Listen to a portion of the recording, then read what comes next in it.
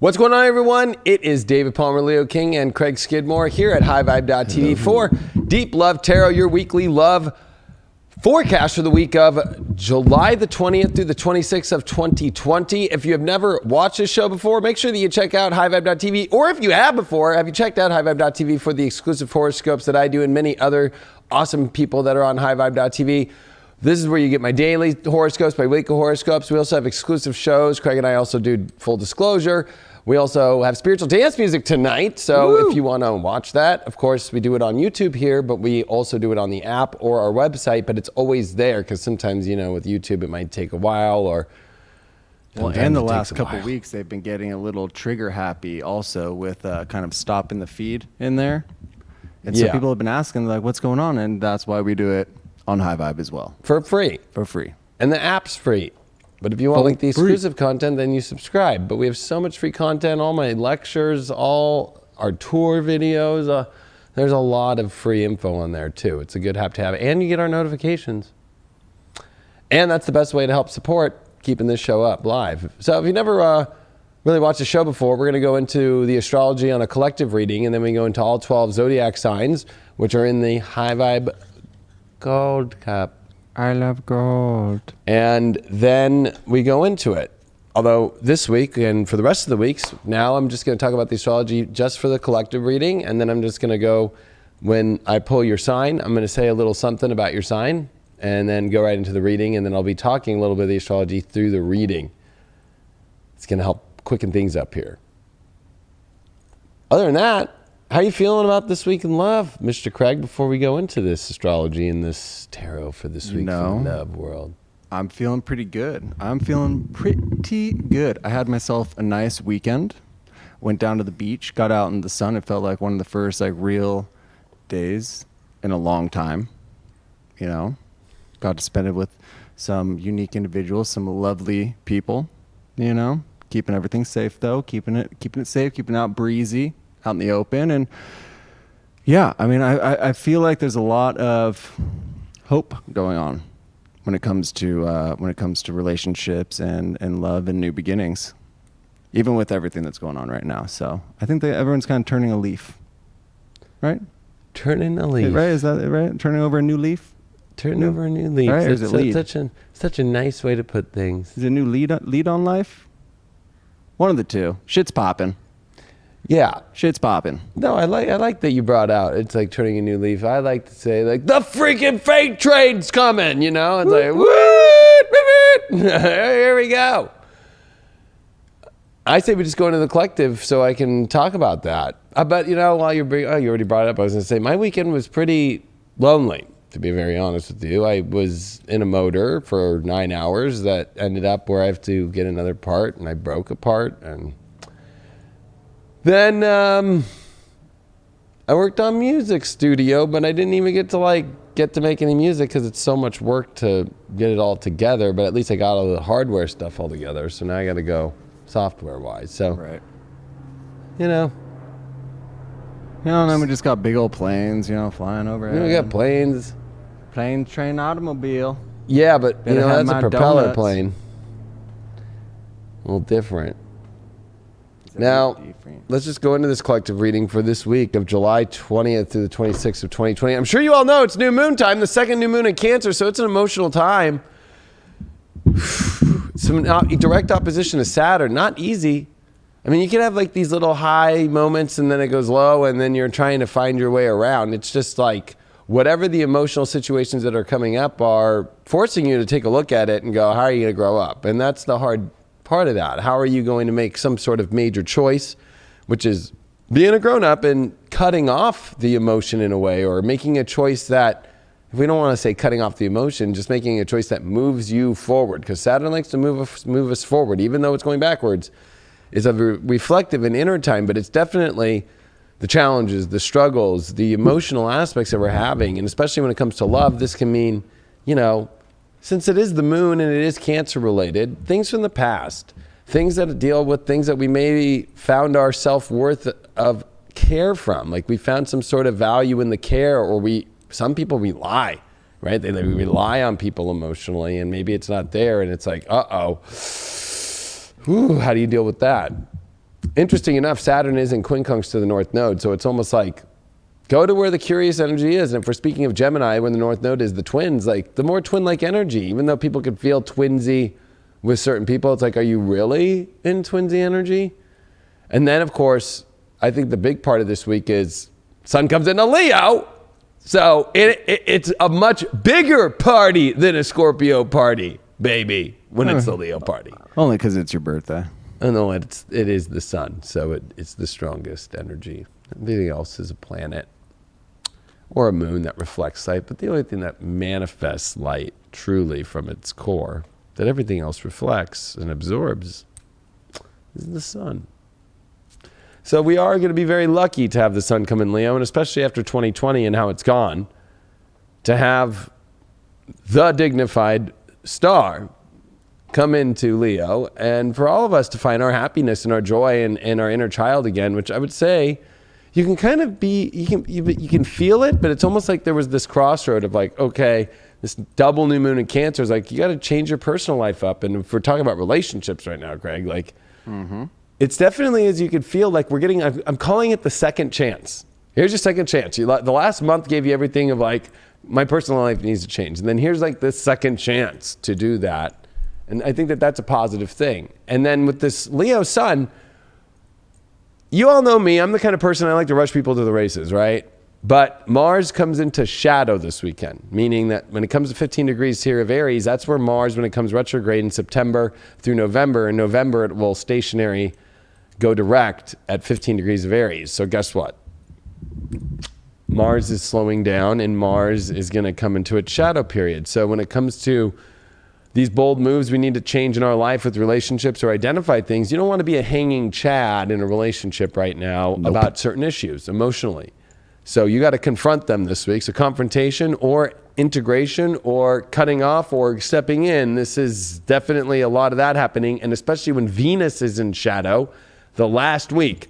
But she's going to come in Gemini up to almost where she went retrograde to 20 degrees and square Neptune and quincunx over to Jupiter. So relationships this week are going to have to go through a major, well, Neptunian energy of where's the fog? Where is it really not in alignment spiritually? And where is it? Where are those people?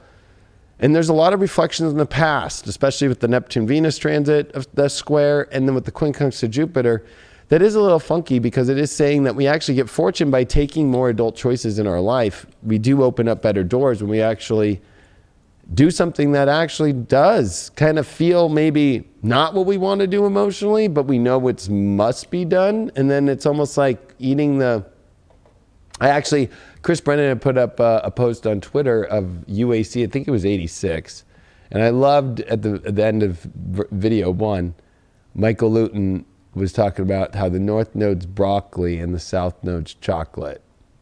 Everybody always wants the chocolate and nobody wants to eat the broccoli even though it's better for you. It was such a great analogy. And so with the North Node being here, you know that there's broccoli that you must eat in Gemini of the facts to what is going to be true about what you need to do. But if you eat it, it does better for you, but you don't see it right away, right? Like the instantaneous greatness of chocolate. The second you put it in your mouth, you're like, fuck, oh my God. Rah. But might not pay off, right? You're like, ugh, can't eat that every day. Not that good for me. I had about, no joke, probably about 10 s'mores on Saturday night. And I'm talking about triple decker s'mores. I'm talking about Reese's s'mores with Kit Kats on it as well. And a Hershey bar or no Hershey bar? There was Hershey on there. But when you have all those other goodness and the Hershey, I know the Hershey bar kind of fades away into nothingness. You got Reese's and a couple marshmallows. But I saw someone also say in the chat said that they cried and something, I don't know. They cried and then they figured out their life and then they healed. And that's what it is as well, you know, with anything. You have to make it through like tumultuous times in your life. You have to go through those struggles so that you can appreciate that. I went through that same shit last week. I did not have the best week last week. But going through that and processing all the emotions and everything that I went through, then that helps you kind of break through. So keep on doing that.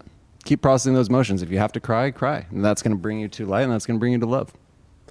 Oh, this new moon, I would say, and especially having 2 new moons in Cancer, definitely brought up crying.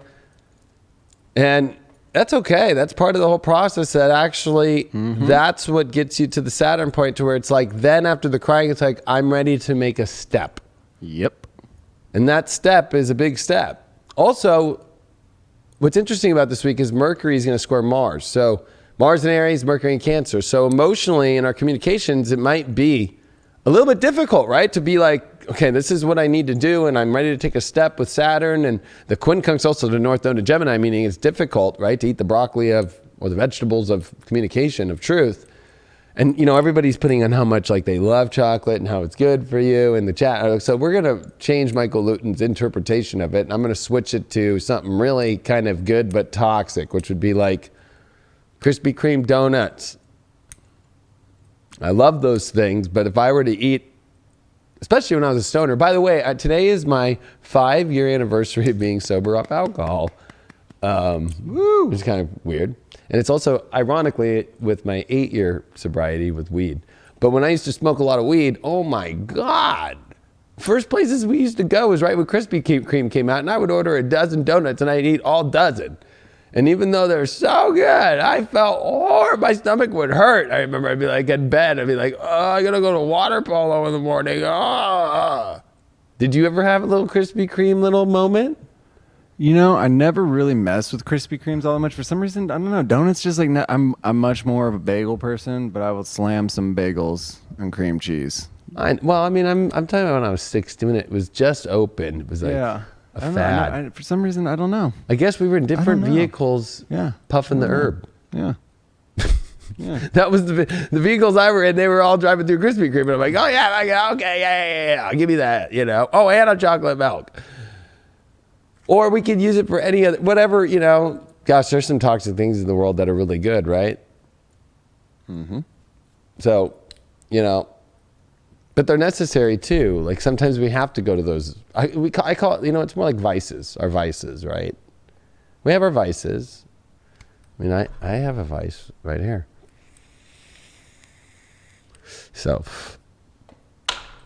And sometimes love is that vice for people. Oh, yeah. Well, I think that we all have fallen into a version of vice with love before, by being stuck on somebody or by being stuck on the imagination of something. And when it doesn't show up, it makes us emotional, which I would say that this new moon and post Saturn could be that too, right? Maybe your relationship isn't going where you want to, but maybe it's just in a moment. That's it. And it's just not, or it's that, emotionally it's not going anywhere, or you're alone and you're lonely.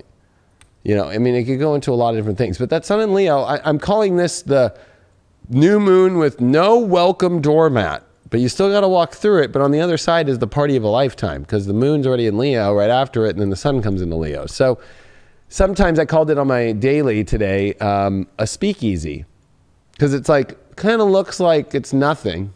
And it looks kind of like, what? This looks horrible. This looks like a bad place. But you walk inside there and it's like everybody's having a great time, right? So even though the energy that you must do looks hard, just know that behind it is an amazing door. And especially with the Jupiter aspects with Venus and so forth. The last thing I will say is Jupiter is going to sextile Neptune. And so we're getting this for the second time. And so this is awesome. Jupiter and Neptune deal with very spiritual energies. And they also deal with wide visions, wide range of things. So if we actually look at the wide perspective about what has to be done in our life in order to make our love lives better, and we look at the infinite possibilities, and if we trust spirit completely and we believe that spirit is there, only if we are willing to take the roads to destiny, well, we have to trust that destiny will be received, that it will show up by spirit as long as we walk through these doors. So I think it's a beautiful aspect. It's great for love too. It's good luck, especially with vulnerability. So I think that right now, a good test if you're dating somebody or if you're in a partnership, if the vulnerability and you can't be fully vulnerable and you can't be fully exposing of all of your deep truth and stuff and finding humor in it all, then you know what? There's an issue there. This is also going to bring up, the past stuff and understanding the past stuff in a very reflective moment. Both are retrograde. And trying to understand all this past stuff, and with Pluto there, right? Even though Jupiter's finally coming at 20, this is kind of interesting to see Jupiter come off Pluto. There is an aspect of us really making great changes in order to tap into a higher dimensional space of our love lives. So it's going to be quite interesting. Let's take a look at the cards, see what we got. First card that we got is, wow, the Knight of Swords. This is going to be an intense week with relationships. These are relationships rushing in or rushing out. This is, the card that comes in really swift. Knight of Swords, dealing with fast energy. It is the fastest card in the deck. It is an intense one. It also is the savior card, right? Like coming in to save the day. But I would say that when it comes to love, it is a card that rushes into things. And I would say that also rushes out of things just because it has to, right? It's the card of, there's a fire, I got to go put it out. Or, God, this is the greatest thing in my life, I better do something about it. There is something with Mars here, I would say, very connected to this card since it knows it's going into a shadow period. It's in its home sign. So the warrior is like, I better start using my sword now before they have to go sharpen it and I won't have one. Our challenge that we got here is the 6th house of routine. We're stuck in routines that are holding us from love. So maybe it's like we do have to make some dramatic and drastic moves in our relationship life in order for us to get out of these kind of mundane, boring energies. Because it's almost like maybe we're lonely or maybe we're in relationships that are boring or mundane. And we got to do something swiftly and quick in order to shift things for us. And we have to be willing to take a risk. Knight of Swords is willing to take a risk because it's willing for the stimulation. So there's a lot of stimulation aspects to this.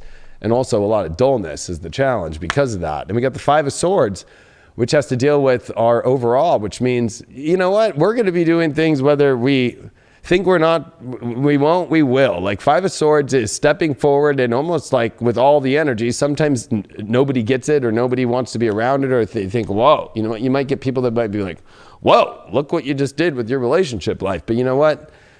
Since this is the overall card, I would say that there isn't, the universe is trying to push us forward.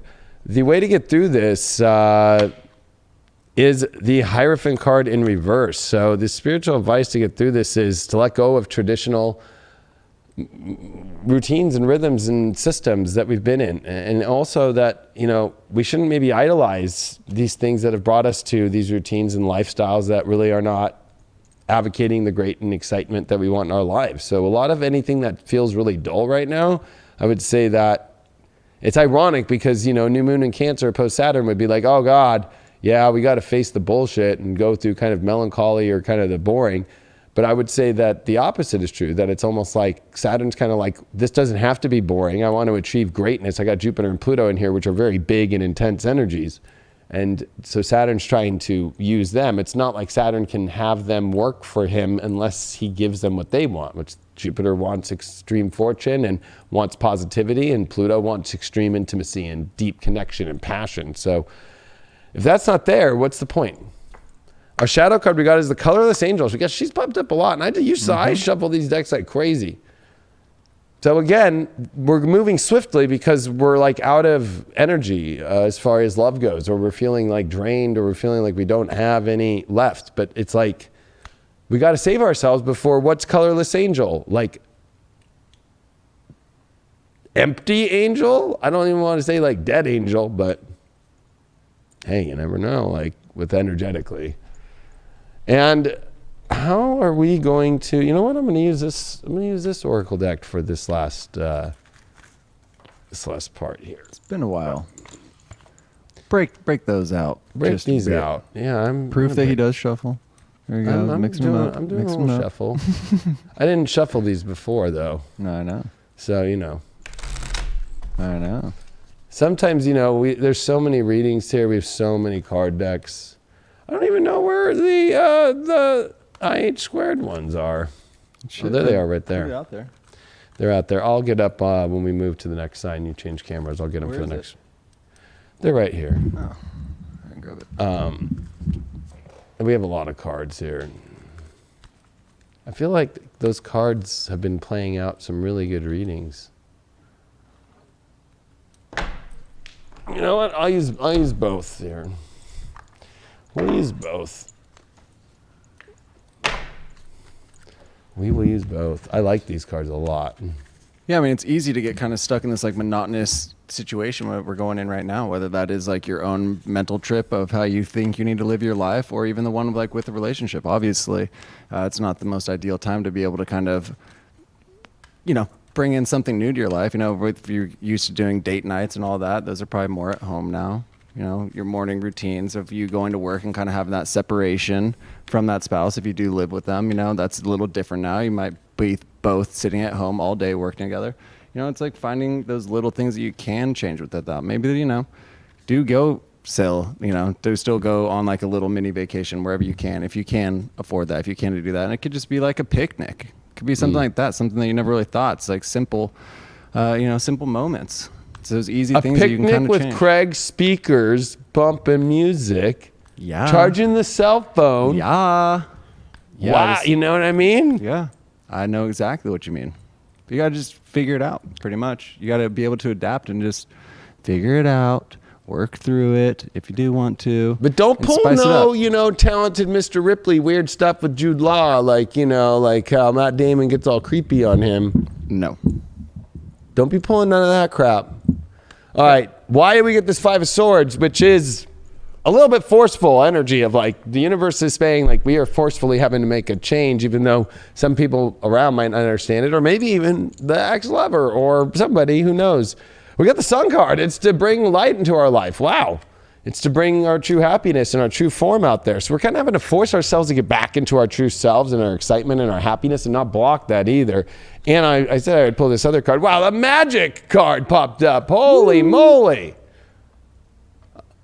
I think that there's magic coming in to save the day from the universe of our true self, but we have to be willing to show up to that. We kind of have to force ourselves into it and get out of our same old routines and get out of our same traditions and get out of this colorless energy and get back into the swift energy and the stimulation that we truly need. And our astro dice are second house Mercury, Sag. Oh, well, we are definitely looking for a new adventure and figuring one out, but we have to look at what's the best for us. So there's a lot of questions, but I would say that a lot of it is like you have to be willing to experience the physical nature of things and change. Like you just can't hypothetically think about what it would feel like, what it would sense like, what would it look like in a perspective element. You have to actually know the environment and go towards it, which I think is positive. But that's the detriment of Mercury and Sag. It's always like it's over-analyzing from a perspective standpoint without experiencing it. So you got to experience the physical of it.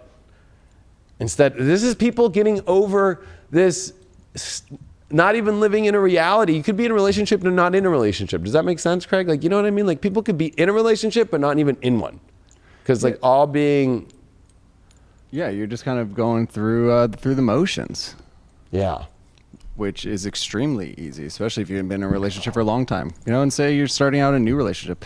We all get stuck in these routines, I'm in a routine right now of doing my physical therapy and stuff and doing my exercises. So I'm get stuck in this mindset that I keep catching myself, just for example, say a female wanted me to sleep over, you know what I mean? But in my mind, I'm like, well, if I sleep over, that might set back. And then in the morning, I'm not going to be able to do my routine of my workouts and this and da-da-da-da-da. And question, and instead of just saying, F it, maybe that love, maybe, waking up next to someone that appreciates you might actually help your health a little bit. And then I could do those workouts there.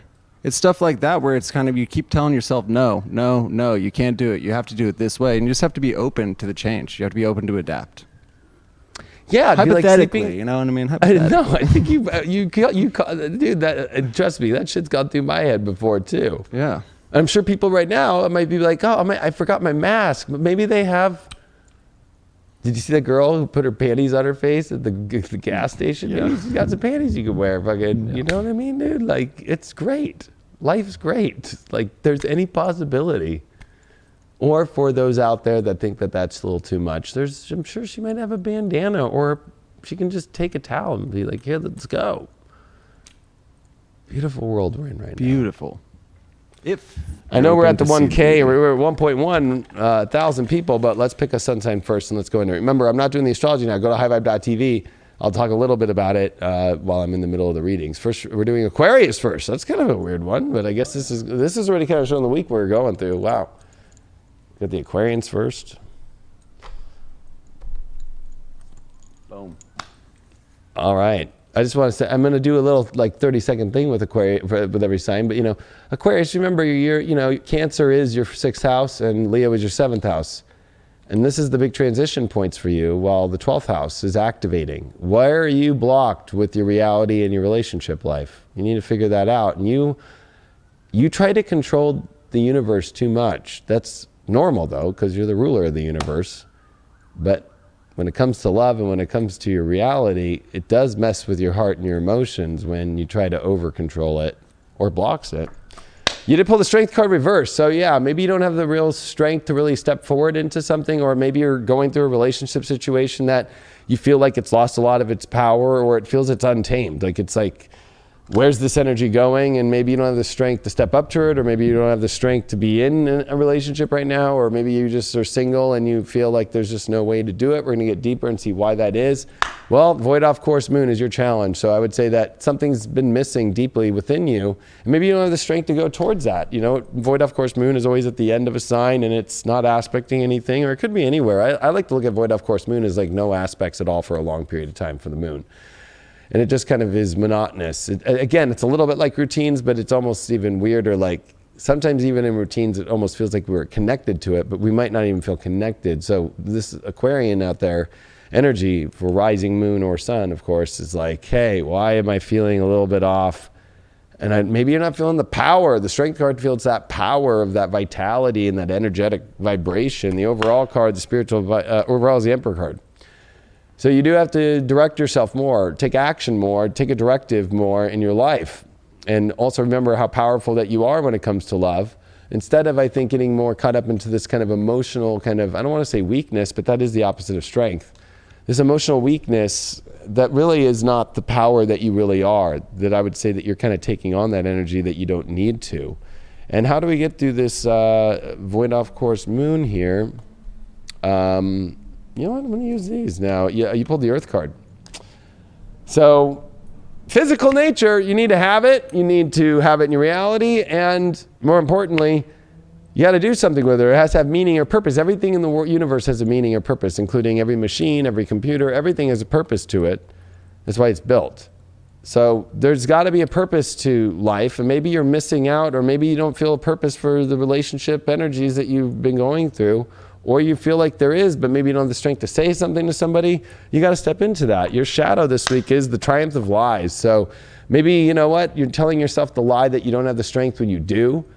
It also could be that, like, you know, you're fooling your own self by creating kind of like energies that people, I've seen it before, it's projections, right? Like triumph of lies is like, a lie is a projection I would say like 99.9% of the time, right?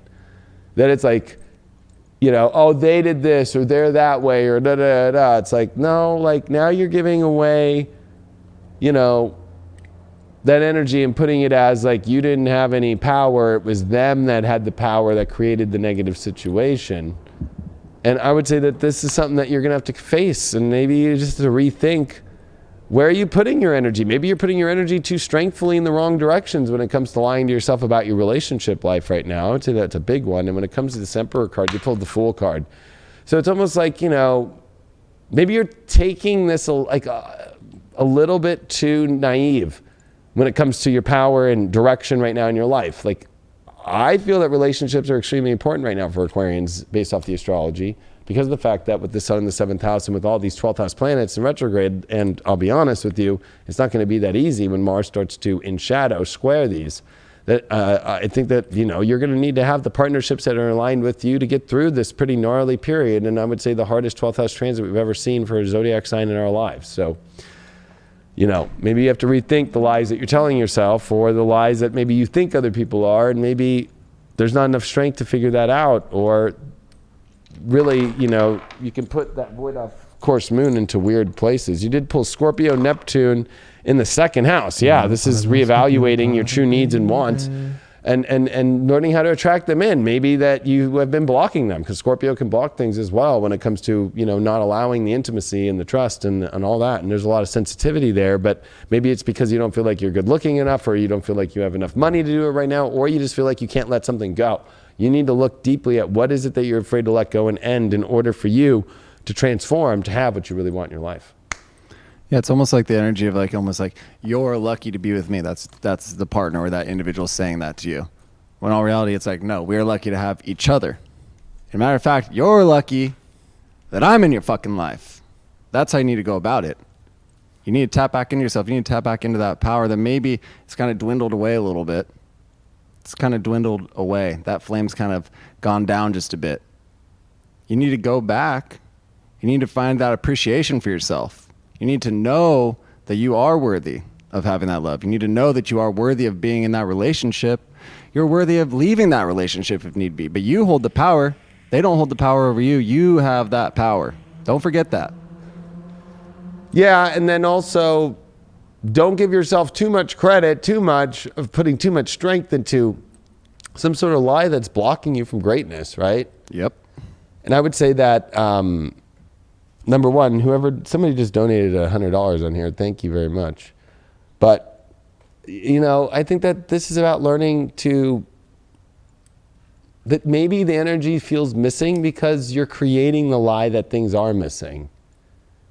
But I would say at the same time, maybe things really are missing and you're afraid to make a leap towards not missing. So it's easy to believe that bullshit when people are telling you something, that you maybe trust, or that you may have feelings where you're like, okay, that person's not going to lead me astray. They're not going to lead me down that wrong path. But maybe they don't have the best intentions. Maybe they're in it for selfish reasons. Very true. Selfish reasons. Mm-hmm. Well, it's that 1K collective. We already got 1.2 thousand people in here. Thank you so much. Make sure that you please share. I feel like tonight at the end of the show, if you watch the whole time, that we should give away a free subscription to High Vibe. Ooh. And the way that we'll do that is, I don't know how they can prove that they can share this video, but share this video and then at the same time, to your Facebook or Instagram or something. Let's pick Actually, one. yeah, we could do it that way. Yeah. On the High Vibe TV Instagram, make a story, screenshot this and say, go watch this show, and we'll get tag at highvibe.tv in the story. And then when we're done with the show and while I'm on when we do spiritual dance music, we'll say the winner. So we're giving away a free subscription for life, unlimited, forever. That doesn't include paid videos, but that's all the daily videos and all that stuff. And if you already are a member of High Vibe, you'll be free. So we're just giving it away. You know what? I'm not going to turn to Oprah. I'm not Oprah. You know what I mean? I saw I just got to say, I saw a really interesting, weird Instagram. I think it was on a big astrology page, actually, of you've made it in the Epstein Club. And it was Obama giving medals of honor to all these people that were in that whole clique. Did you see it? I did. I thought it was weird that Oprah was in there. I did. Well, Oprah was kicking it with John of God, so that ain't the best dude in the world. I'm not trying to get all political or anything, but I'm just saying that I have questions about what happened with this judge and the kid and the father that got shot by a FedEx driver that was all weird, and she happened to just be attached to a case with Epstein involved. I'm just saying, I don't think that the public's stupid. And it's I don't care what side of the aisle you're on. This is some weird shit. It continues to go down. And the news just acts like, oh, well, yeah, this happened.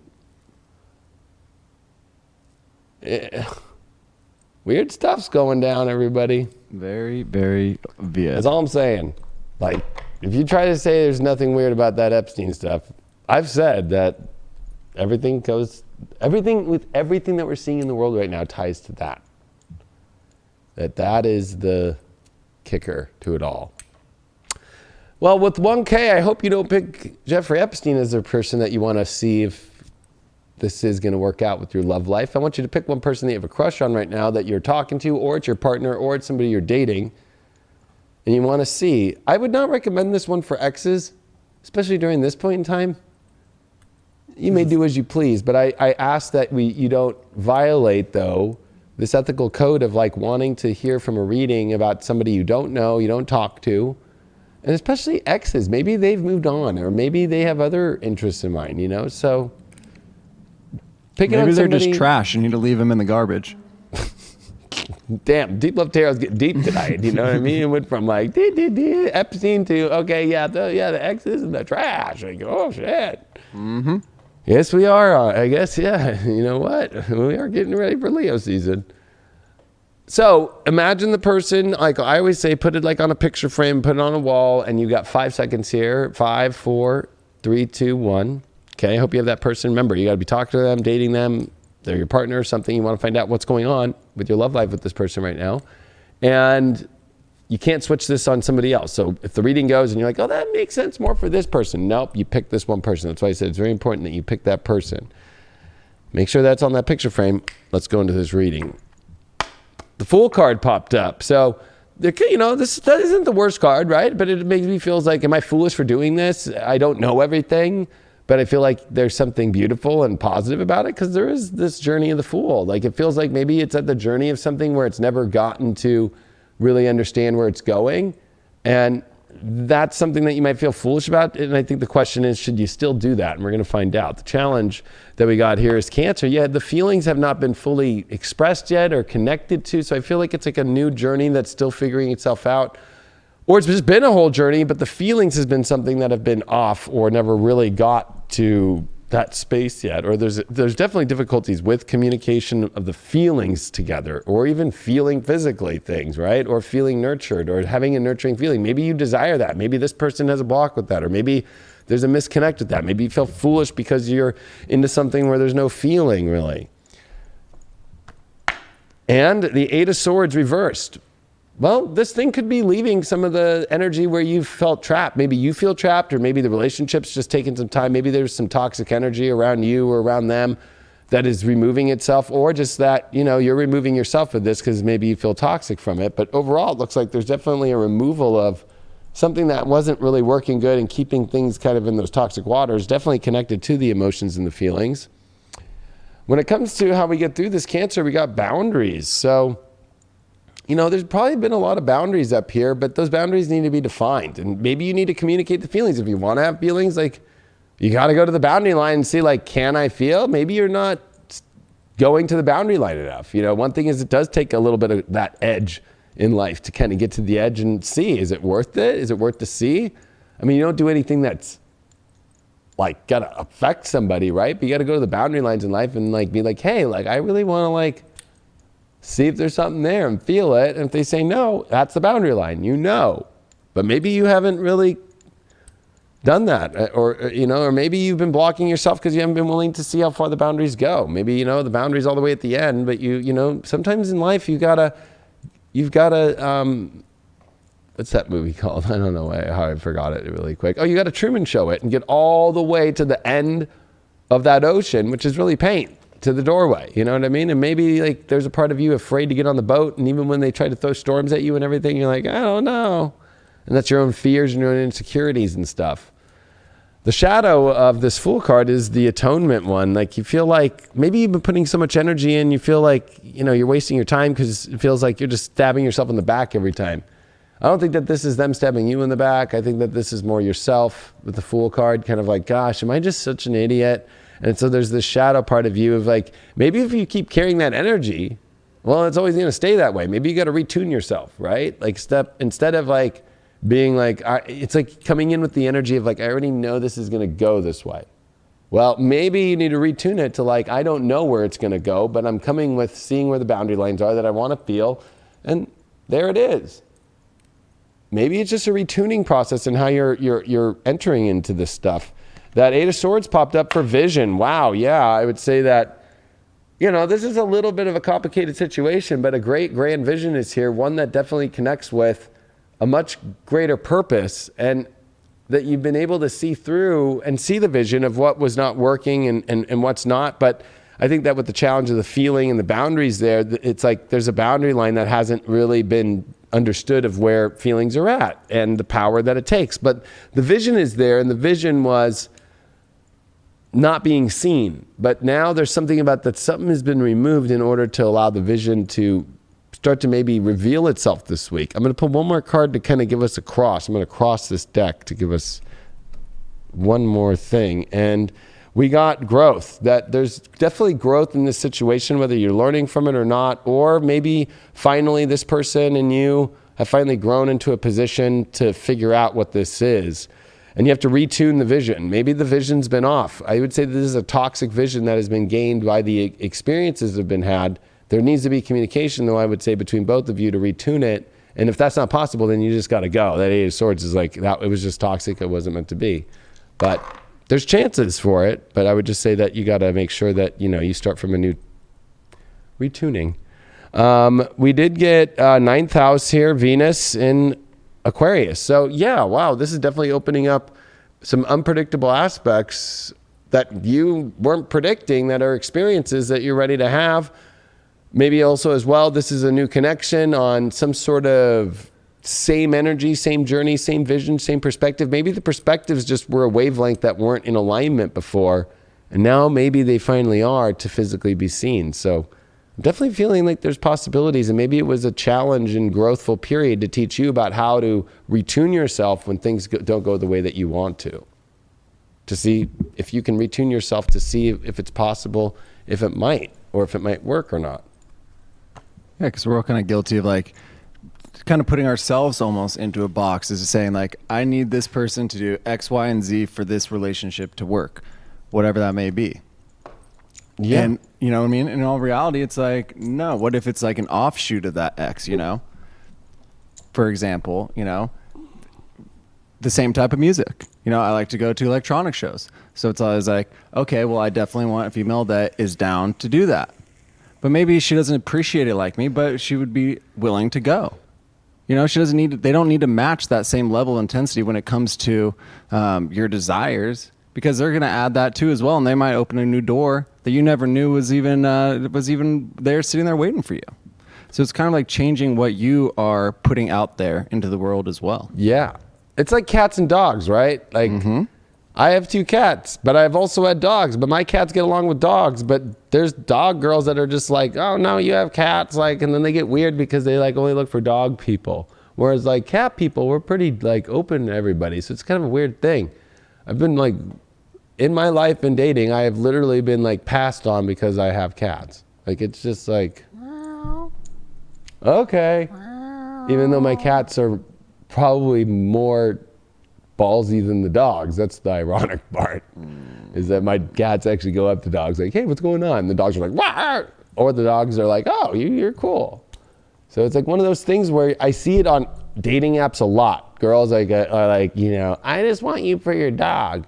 Or like, I have a dog, and like that dog is their whole life, and anything that gets in the way of that life with your dog, you basically have a relationship with your dog. You don't have a relationship to be able to have with anybody, you know? And then you got people like me who have pictures with dogs on their dating app. They don't have any dogs anymore, but it's okay. I still like them. Wow, you just... maybe you need some retuning. Maybe It's funny. All my pictures on my dating are like older, but I'm like, you're one of whatever. It's like I'm like 20 pounds heavier, at least in all of them, 20 to 30 pounds heavier. But I'm like, oh, you know, it's maybe the it works for your opposite. advantage.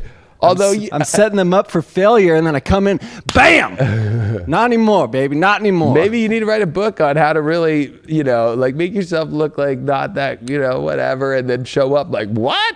Well, because that's always the worst, you know, when you show up and you're like, oh, yeah, I'm about it. And then you show up and, you know, maybe the pictures are a little bit old. Maybe they've changed a bit. Maybe they've, you know.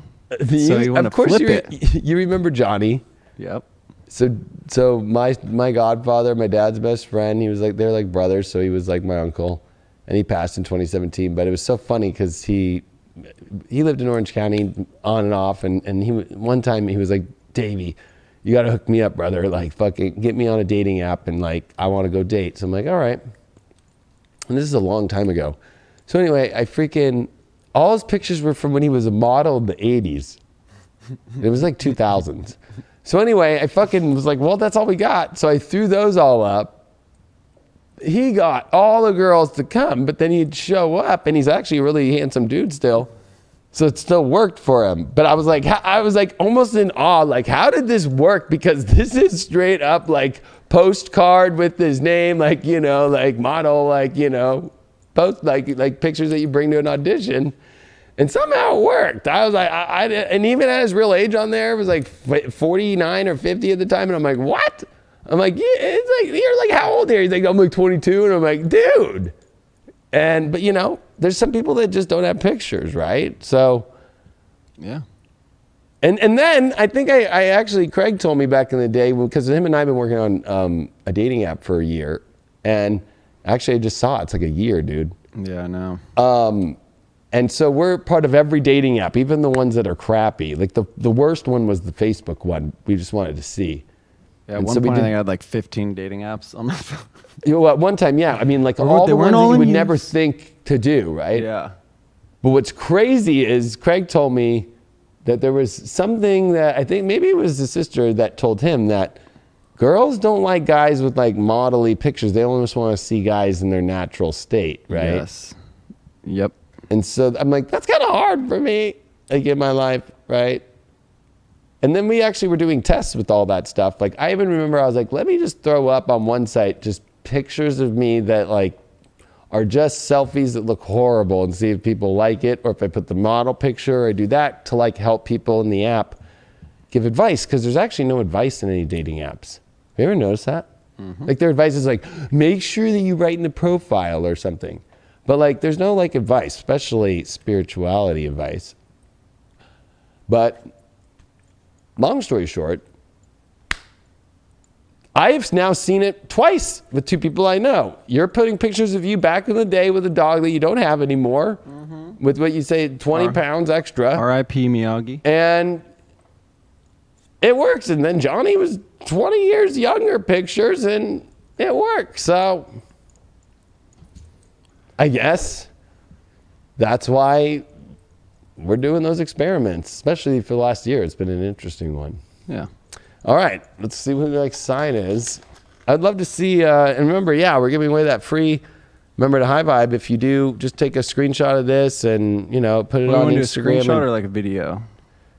It could be anything. Just, Okay. you know, tag us in your story on Instagram at highvibe.tv or at highvibe.tv so we get it and we'll repost it. And then on Spiritual Dance Music, we'll pick some person. You get a free lifetime subscription. For life. Sag. Forever.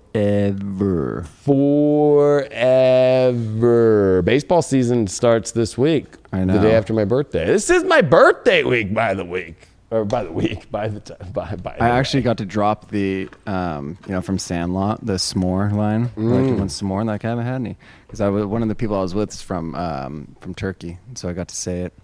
She had only tried it with the Hershey Kisses, and she didn't like it prior to that. And so I just got introduced to the Reese's s'mores and the Kit Kat s'mores. Game changer, everybody. Wasn't my idea. I kind of stumbled upon it, but I highly recommend it. Go start a fire. Wow, you're pretty late to that party. Contained fire.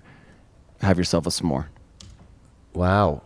It was mind blowing. I'm saying you're a little late to the party, but at least you're at the Scorpio s'mores party, baby.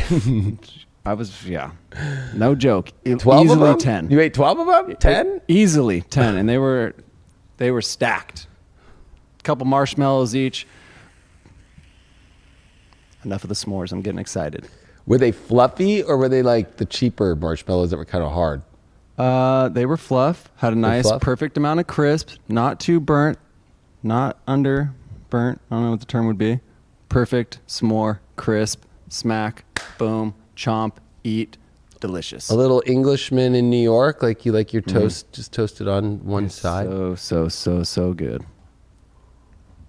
That's Sting for people who don't know. Yes.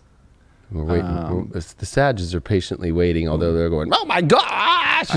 Because Sages have a lot with this Mars shadow in their love house and Venus shadow in their relationship house. Holy shit. So you know that you're coming to a really weird point in your relationship life, and you got to do something because it doesn't want to be a hanging chad. You did get 6 of coins in reversed. So, I think that this is you.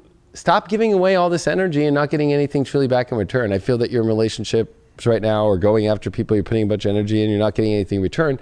You also, at the same time, because this is the charity card, it's like, why don't you learn to receive something? Why don't you pick a partner that actually is going to give you something back in return that you really want in your life, instead of you always being the one to, I have to change this, or I have to do this for the relationship to keep it going, or I feel like Sag is the one keeping the flames going for people that don't really want to do anything. But maybe you need to be clear too. We'll find out.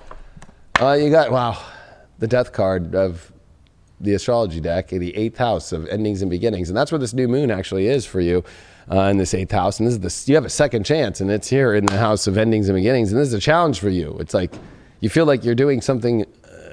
I would say that you would feel like you were like leaving some great charity doing great work, but were you really doing great work, or were you really like wasting a lot of energy and time on something that really doesn't need charity and love, especially, right? But I think that your challenge is the change and the intensity that you truly need. And if it's not there, then it's not there, and you got to end it and start the new beginnings to let new ones come in. You did pull the 4 of Pentacles in reversed. This is another card dealing with attachments and learning to let them go, right? The 4 of Pentacles likes to, it's my precious. In this case, she's like, I just love this place in my room so much. I just never want to leave it. It's so perfect. I'm going to sit here for the rest of my life. Well, don't you want to see what else is out there? Maybe you've been holding on to something a little bit too hard, Sag. What's going on with this 8th house? The death card.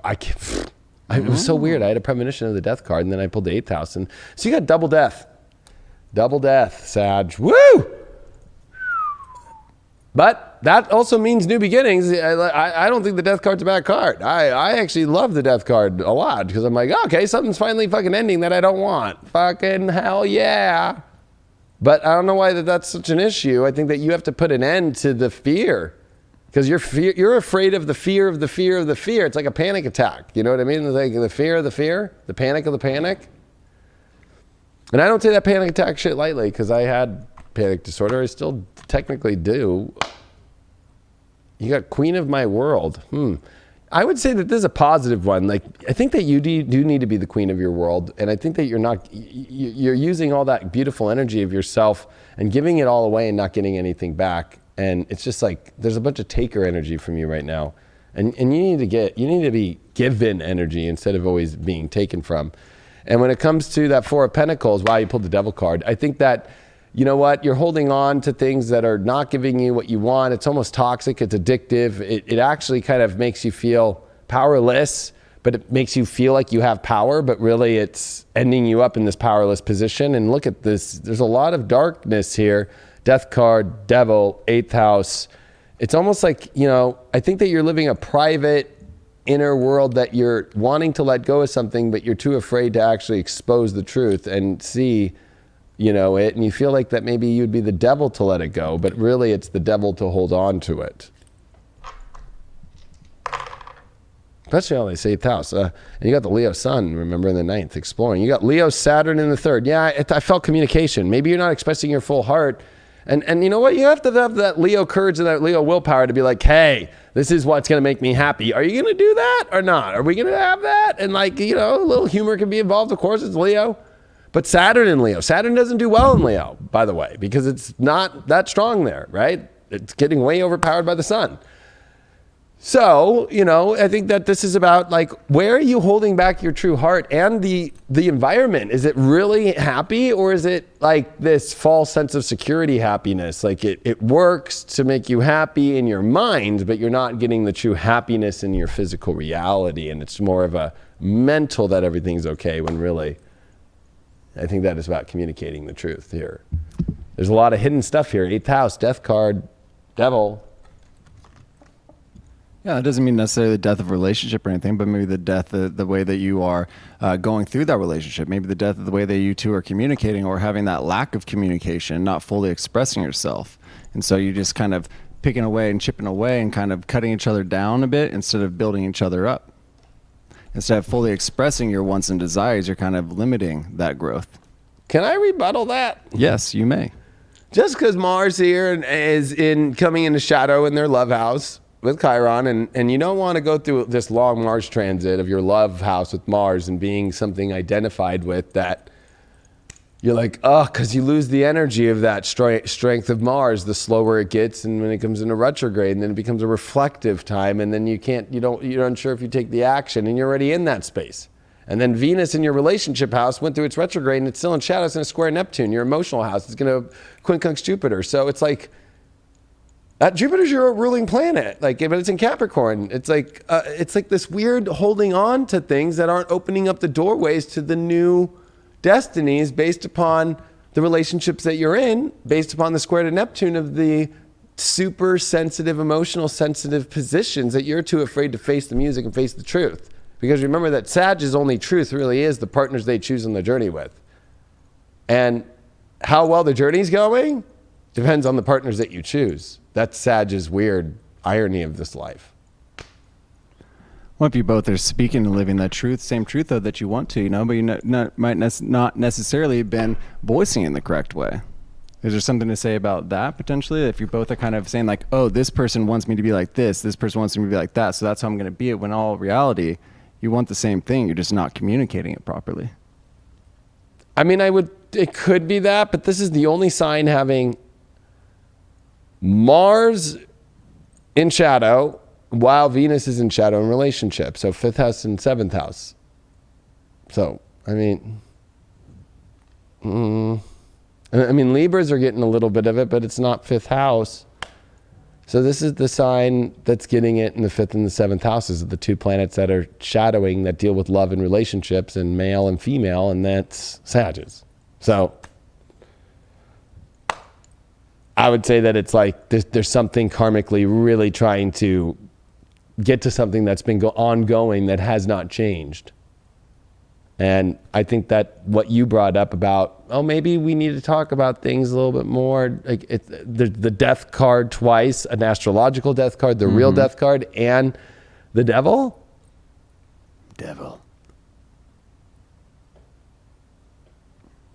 I don't really see a lot of like, we were just not maybe seeing on the same way. I almost feel like that's the devil playing the trickster, right? Like, and then you being the manipulative one yourself to I want you to stay, even though I don't want you to stay. Like, that's a lie. So. Boom, boom, boom. Are you saying moo, moo, moo? Are we going to pick Tauruses next? Is that what's popping out? Did you? Premonition.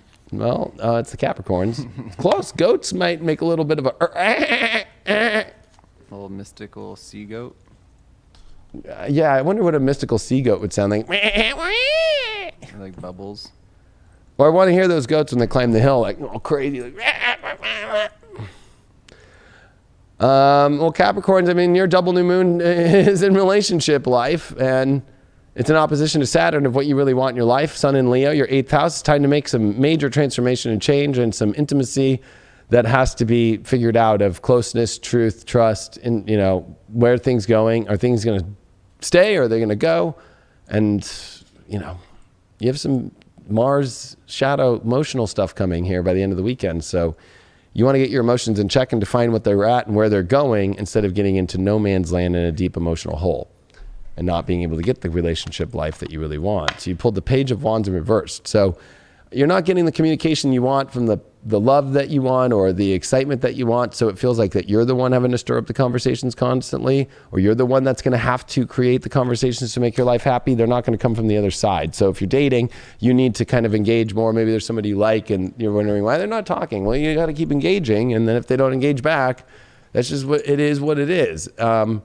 But nobody's going to show up with the message that you want of happiness. Like you have to be that messenger yourself and create that message yourself, or at least get the fire started that way. You pulled the 12th house of escape as your challenge. So maybe you're not really paying attention to, where things are at. Maybe this is some subconscious stuff that's going on. Maybe you also feel lost right now, and that's a challenge.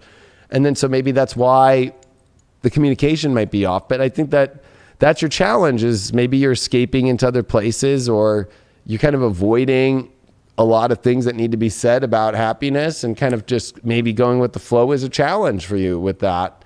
Maybe you've been going for the flow for a long time and you've been escaping dealing with relationships if you're single, or in a relationship, dealing with the major things that need to be said that are upside down romantically and from the heart. And the 4 of Cups has shown up as your overall, which is definitely a weird card. 4 of Cups definitely deals with, okay, well, here's the emotional gift that you want, but it's like, I'm good with these other three cups. I don't know if I really want that one. And God's like showing up out of nowhere with something beautiful, but you almost don't want to take it. So I think that maybe there's something in your life that, maybe you're denying the truth of what you really want emotionally in your life. And God's kind of showing you the direction. And it's almost like, I don't know what to do with that, God. It's like, well, take it. You know what I mean? Like, please, your shadow card that you got is hiding your true self. Yeah. this one's come up, I think, for you before too. And with the Page of Wands there, it's like maybe nobody's communicating because they don't really know where you stand as who you are. Maybe you're not showing your full self or showing what you want or saying what you want, right?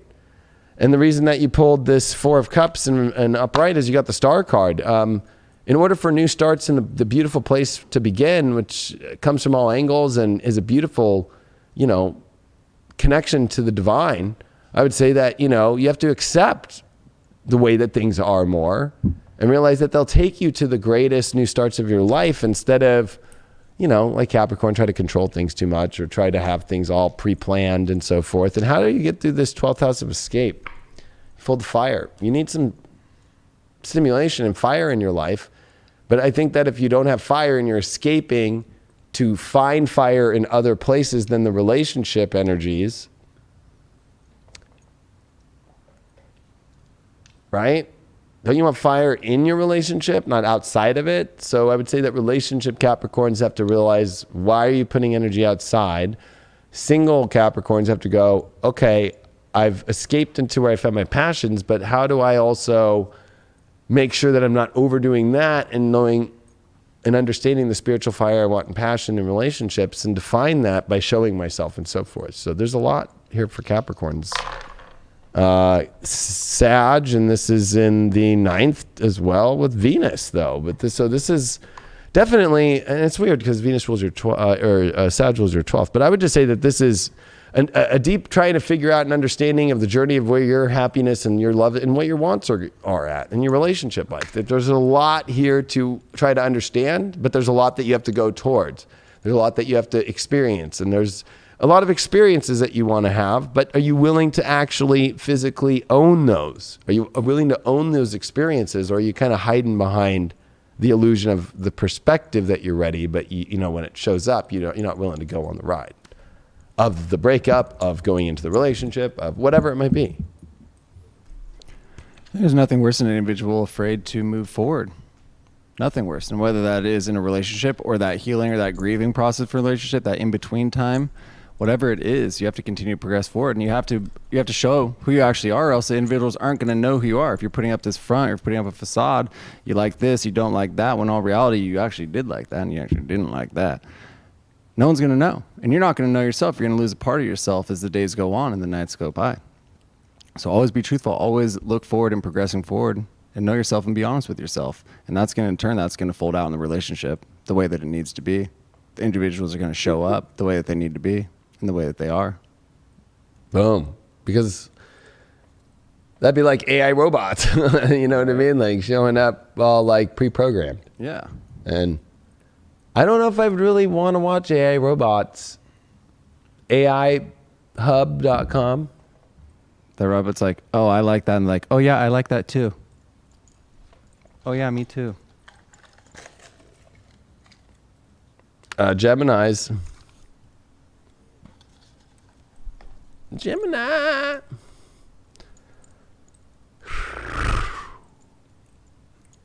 How's the chat doing? Got a lot of peeps rolling too. All right, Gemini. Well, I mean, double new moon in Cancer. What do you really want? The trust, the intimacy, the opposition to Saturn. You're blocked here, but if you want great things in life, you can do things on your own and manifest things the way that you want. But there's a lot of your own wants and needs, and then not willing to really open up maybe to people or open up to what you really want in your emotional realms deeply. Venus is in your sign and it is almost out of its shadow. So with the squares to Neptune, yeah, your career is one thing, but I would say that the quincunx to Jupiter here is that you also have to have passions that light up your underneath energy for your career. And there's a lot going on when it comes to relationship with the South Node there. It's like, this is where, you're in a weird space that you're trying to understand, but like, maybe you've been optimistic about things, or maybe you have the wrong perspective about certain relationships right now. You need to get back to the true, not being afraid of the death of things. Like you have to learn that with trust is give it your all and see what happens. And if it gets to some point at the end, then that's what it is. So it's death anxiety of people and where it will go. So it's putting up weird controls. You pulled the 10 of Pentacles in reverse. So yeah, I feel like your relationship life doesn't really have a foundation right now. Maybe you're in a relationship that the foundation is kind of not really that great, or maybe the home life situation's not going that good, or if you're single right now, you're just trying to work on maybe your home, or you're trying to work on your foundation. And it's like, but are you willing to allow anything in to enjoy the foundation, enjoy all the things with? I think that there's a part of you that's kind of also afraid of just building a beautiful foundation of the full energy in a relationship fully. It's like almost like kind of fear of taking the relationship, even if you're in one, even to greater levels. It's almost like, you know, you're just kind of on like a weird hold, and it's like an insecurity that the floorboards are going to fucking pop out at any second. And I think that's your own error, right? It's on your own mind, especially being a Gemini, right? You have a crazy mind. Like you're playing mind games.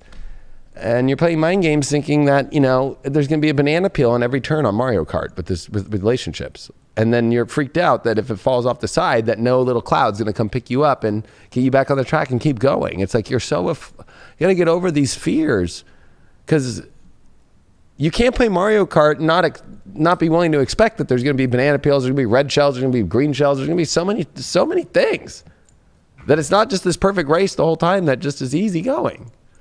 You know, and sometimes you might miss a little hologram that gives you the things that you want to play the game. You got to keep going. You know, in Mario Kart 8 now, when you're in first place, they only give you a coin. Ping! But that you're in first place. So why would you get a shell? Why would you get anything? Why would you get invisible? Why would you get any of that? Because you're already in first. But that means everybody behind you has a bunch of crap. So this idea that no matter if you're behind, oh, I get the things I need to push things forward. It's like, come on, like it doesn't matter what position you're in. We all in relationship take a risk in order to have the greatness. And it's in your head. Now you pull the 3 of Cups up right, which is your spiritual advice, like overall card, I would say. And it's like, it's time for you to really make this a party again. Make this an exciting life. Make this filled with energy that's surrounding by you. It's interesting because the 10 of Pentacles is always about the surrounding energy of all the people, the family, and everybody all integrated into this great life. But the 3 of Cups is too. It's almost the party energy at the 10 of Pentacles in many ways. So there's a part of you that's realizing that you want to have a great time, you want to have fun, but you're not willing to put in the foundational work to have that, to hold that. You want the party for a quick sec. That might be great, but maybe it's about how do you take that quick sec to even longer, or if it's not the party anymore, it's like, yeah, it's because that foundation's not there, and you got to leave that foundation to go to a better foundation. Your shadow card, or how do you get through that air energy? You pulled your guides. Your guides are here to guide you right now, and you need to listen to your intuition more than you need to listen to your head, because I think that your head is screwing a lot of this thing up right now, and that's a typical Gemini thing. But you also got the artificial heart. Wow, so you're not showing up with your heart, and you want this great foundation and great surrounding warmth, but you're cold as ice right now. Why are you so cold as ice? Judgment. Well, I think that the easy thing is to look at the judgment is maybe you create self-judgments on yourself, but also at the same time is maybe I think that you're messed up in thinking that you're on this big quest or mission that you have to close yourself off for certain things, when maybe that's not it. Like maybe you're giving too much power to the closed off energy. Maybe you're giving too much power of like a godly judgment on the way things should look, so you close your heart off. But the universe is telling you to give a party to it. And a party you can't have judgment either on the party. Like actually, what if you have this misinterpretation that actually love and the happiness and the excitement of relationships and the real joy that you want is actually what God wants, opposing that having a great party right now, for some reason you're being a party pooper and like, no, God doesn't want me to have fun and have love right now. And so I'm going to like kind of keep myself closed off. There's a lot of closed off energy right now for Geminis. That I would say that has to change. Capricorn, Venus, and the 6th house. So actually it's the 9th. That one's come up a lot. And Venus has. Well, in order for you to have a grand story in your life, you have to be willing to commit to it, but also at the same time, right? Venus and Capricorn can be like an old grandpa or grandma. When it's in the 9th, it's like, hey, like be a little bit more open here, you know? So maybe there's parts of you that have become a little bit too old school, a little bit too traditional. And also I think that, you know, maybe your work's too much, or maybe, you know, you made a relationship out of your work, or you don't feel like they fit in with your work life. And that actually makes sense, but don't close the doors for people who might fit in with it. Could it almost be like a indecisiveness? Would that almost be like going on? It's, you know, kind of like a battle within their mind of what it should be and what it actually is turning out to be. And so they're kind of like trying to force their beliefs even on themselves, not necessarily on the partner or the relationship that they're trying to enter, but forcing these beliefs on themselves, and it's holding them back. I think it's interesting you bring that up because it's like they also got the guides that help them do that. So it's like their intuition's telling them this one thing, and then their mind's telling them another, and then I think they're creating no, I'm not going to listen to my gut, my intuition, or my feelings, even feelings, right? Gemini can sometimes be like, what, fuck you feelings, I'm going with my mind. And the guides are trying to say hello, but you can't build a foundation right now. You think you're building a foundation without feeling, and I'm sorry to say that it's the how well, I mean, you laid tile back in the day, right? I did. If you did not give a shit that day, I'm sure the tile wasn't done as well, right? Like you have to actually be like engaged in the foundation laying. We like to call that throw and go. Some days you just throw and go, and it looks like shit. It does, because in tile, it's about those corners. It's about those, right? Like in the foundation. And then, you can tell. Yeah. So I would say that it's like, you have to be invested in the foundation of building relationships again and trusting in them and listen to the intuition and not the mind. Yeah, don't listen to society. But I think that you brought up a good thing. It's like kind of creating own judgments and... Right. Well, we all do it. Oh, Leo. Leo? It's Leo season this week. Waiting. This is one of the earliest Leos we've had in a while. Yes, it is. Boom. Well, I'm going to say about Leos is it's our fucking birthdays. And we're going to do what we want. And I know that Leos have been in two different worlds. 2 new moons in the 12th sucks. We got fucked. And with oppositions to 6th house stuff. I mean, nobody gets you, Leo. It's cool right now. Nobody gets what you've had to go through. And everybody's trying to project spiritually on you. But that's fine. There are a lot that do support you, that do see you for who you are. And when this sun comes into Leo this week, the ones that misread you, they're going to go, oh, what an idiot. And they can be at the back of the line. The sun card reverse. So, yeah, I think Leo's, you know what? The energy of your true childlike energy is kind of like falling away, which is hard in relationships. So if you're in a partnership right now, it could be very difficult of you being the kind of partner that they fell in love with, It was funny because we brought up talented Mr. Ripley earlier on, and it was because it was on last night when I was editing. It was funny because in that movie, Gwyneth Paltrow tells Matt Damon about Jude Law's character, isn't Dickie so great? Like when he's around, he just lights up the room, and then the next second, it's like you're nothing to him.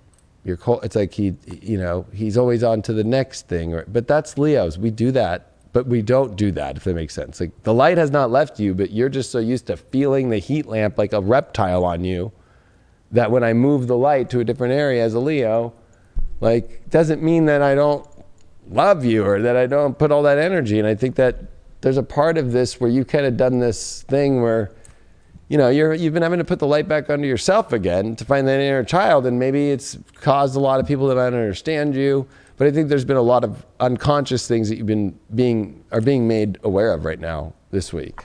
And also getting out of them. Yeah, look at that. South Node challenge, life debts. It's like there's a lot of karmic things that are going down right now that are from the past that are just clearing themselves out right now. But I would say that in love that this could be positive, right? These could be karmic things that are showing up in your life that also are positive. But there's also ones that are, I think, within yourself and how you put out your light and so forth. I think a lot of it, especially with the South Node being in Sag, it's like, yeah, there's a lot when it comes to your own happiness. And when you purge that energy from within, it's not making you happy, and you're aware of the unconscious habits or things that are creating that, then the true destiny will come in. The 9 of Pentacles in reverse. So overall, again, there's this feeling like that you don't really maybe have the ability to manifest the kind of love story that you want, or you might not feel that you are seeing the environment of the life in the world the way that you want to here. Is this 6 of Pentacles actually? It is. So actually it's 6 of Pentacles reversed. This is, again, not feeling like you're receiving, that you're giving and not receiving. So let's see why. Well, the power's over that south node. You got to power through, your own weaknesses of situations that just feel like, it's a negative karmic debt. And I would say just move into the energies that give you real power in your life. The reason with the shadows popping up with the sun reversed is the gilded regret. So there's regret that's holding you back. Maybe it's just regrets in yourself, or it's regrets in the past, or it's regrets of you kind of getting off your own track. But I want to give you some astrological reasoning to this, that you had 2 new moons in the 12th. Nobody else had that, okay? No other sign did. So the only other person or signs that are dealing with stuff like you is your opposite, Aquarius, with all these 3 planets in Capricorn. But remember, that's like happening for a long time, whereas like these are just 2 months here and in a solar eclipse, which does last for a 6-month period, but you're dealing with 12th house for a long time, for over 2 years of eclipses in Cancer and Capricorn. So, and with the North Node and with all the stuff. So I think that this is you just like coming out of your funk, but not giving your weird energy to people anymore that are not giving you the best back, because you deserve the best. And you got the Tower reversed. That I would say that that's the issue, is that, it's almost like giving your energy away creates this part where you're holding on to these things that don't form, and they don't reach some sort of peak, or they don't reach anywhere. And then you might be like afraid to put an end to something that really is not that great. Like, it's like you got to like, energetically, you don't have to give any reasonings or any things. It's just your own power. And I think that this is your challenge, that you don't owe anybody anything, except you owe yourself your own happiness, your own power of what you want, and people that show up with that. And anybody else who doesn't, like, you don't have to fucking I think that's the problem with the world. And I'd like to see what Craig says about this, is like, I think that people expect so much of like people to, I want to know why you did this, or why are you not. It's like, I think that people are getting a little bit too, before they even enter relationships, or if they're in a relationship, I get that one, or marriage or stuff like that. But it's like, there's something about Leos that like, do you really have to like tell it's like what we see with presidents. They have to describe every move they make. It's like, do you really? In life, does the sun have to describe why it decides to be really hot and have a solar flare? Like, and how that affects the relationships of the planets? Like, they can decide whether they want to back off more or come closer. What do you feel about that? Well, let me do the astro dice. Yeah. Well, Leo popped up, 2nd house in Neptune there. So I would say, yeah, this is, decluttering all the self-worth issues of your great light that you are, your great persona, and knowing that you have this sensitivity of maybe that you have felt that because maybe things people aren't showing up on the same path as you, or something's not really clicking in the physical way of your happiness, that these are creating insecurities that need to be washed away, and sensitivities that have come up, and remembering the fucking amazingness of being a fucking Leo again and rocking it hard like that. Yeah, it is about the remembrance, because it's kind of like touching on how you said it's shining light, like almost like on the darkness and everything like that, and that can be kind of become consuming. When the light is shining on maybe like bad habits, or what are perceived as bad habits, or issues in relationships, it can kind of get stuck in our mind instead of shining that light and remembering the positivity.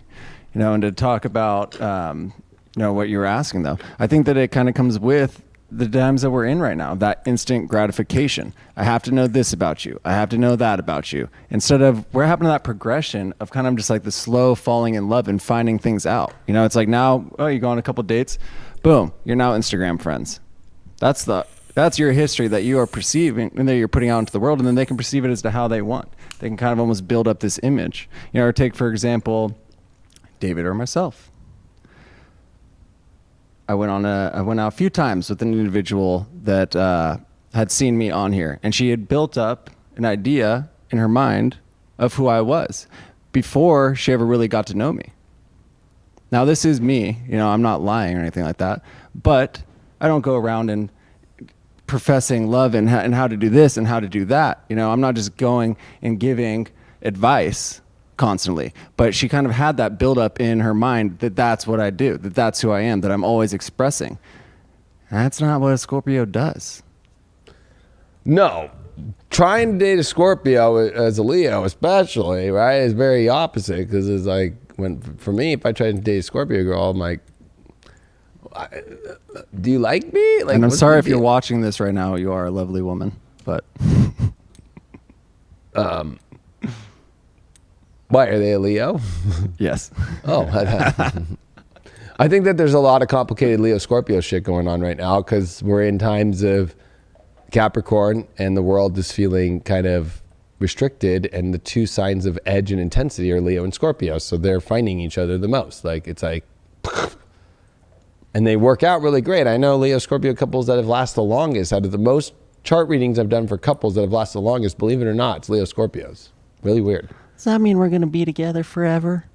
Yeah, I think I'm stuck with you for fucking ever. I mean, Craig and I, we've had issues as a friendship, right? Yeah. But we separate, I don't think we've had issues as friendship. No. The business stuff can sometimes get fucked up, but Yeah. we work it out. Really, it blows my mind how we work it out so easily. So I think that with Leo Scorpio, it just becomes one quick blow up, and then, okay, you can deal with it, and then it's all good. Because there's that edge, there's that intensity there that that person can activate at any time. And Leo and Scorpio kind of need that shit out of people. But also it's the real shit, right? Like Leo will be very honest, and so will Scorpio. We'll just reveal the deep shit, right? And so that's the thing, is I feel that this is, there's not a lot of beating around the bush when it's Leo Scorpio energy. It's just like, fuck yeah, fucking this is the shit. Like, this is what's going down, So... But the perspective from a Leo to a Scorpio might be like, Leo will almost express themselves constantly, which maybe sometimes is too much for some people. I get that a lot. But Scorpio, it's like you got to kind of sometimes pull it out. You know what I mean? Mm-hmm. And yeah, I would say that, I would say that anybody in this position, though, to kind of just talk about your situation, Craig, is like, I think it goes beyond astrology here, too. It's just like, you're on camera, you're a public personality there's how many people? There's 1.4 thousand people watching us right now. If this was like a fucking studio or like a stage, 1.4 thousand people right now in front of us. And then, we've had 1 billion views on this show before, videos. So, there's millions of people who watch you. So you have to realize that part of it is like, they don't know what you're really expressing. And this is a spiritual show, but it also is entertainment. And the advice we give is from just like being human to human, more than like some special magical creature that is divine from the universe in some sort of way. And of course, I would say that I kind of align with that side more, but you're showing up as the humanistic aspect, which I can sometimes go to, but let's be real. Sometimes I'm in another space, continuum, like, right? Mm-hmm. But you bring that human element to things. And I think that, you don't come on the show and ever project anything on anybody about anything, Maybe an ex once, the ex, but that's about it. And that's okay. She deserves that shit. Yeah. So weird. She kept popping into my field last week, going back to the beginning of the show, having to work through shit. It's like stuff like that. Sometimes, trauma stuff pops into your shield and kind of just brings you down. And you got to work through it again. That's life. You just got to continue to push forward and realize the person that you are right now, not necessarily the person that you were before. And then one of the reasons that you are the person that you are right now is because of that trauma that you worked through. Boom.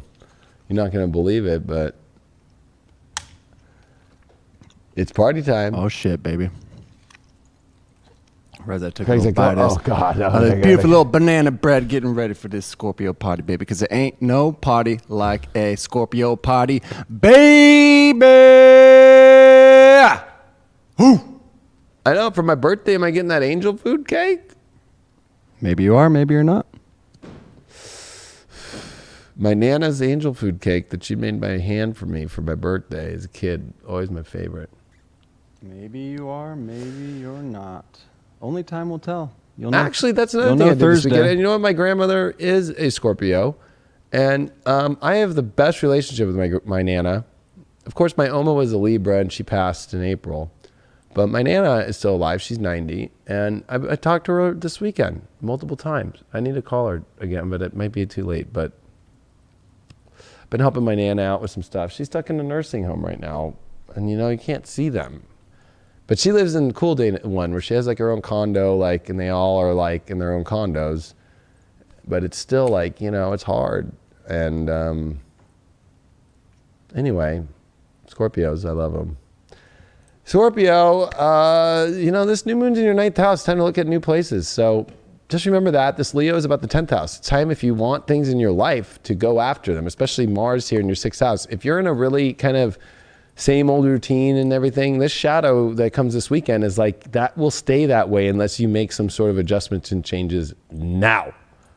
Especially by opening up to new concepts, allowing things in with love, and stop thinking with your head so much and over calculating and trying to figure out problems. Like, maybe you need to experience things and actually need to have some fun and experience them and have the stimulation of those things instead of like trying to figure out situations of experiences that are not showing up the way that you want to.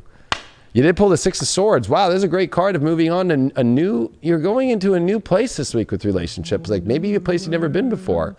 Maybe a new person, maybe a new situation or a new feeling or a new way.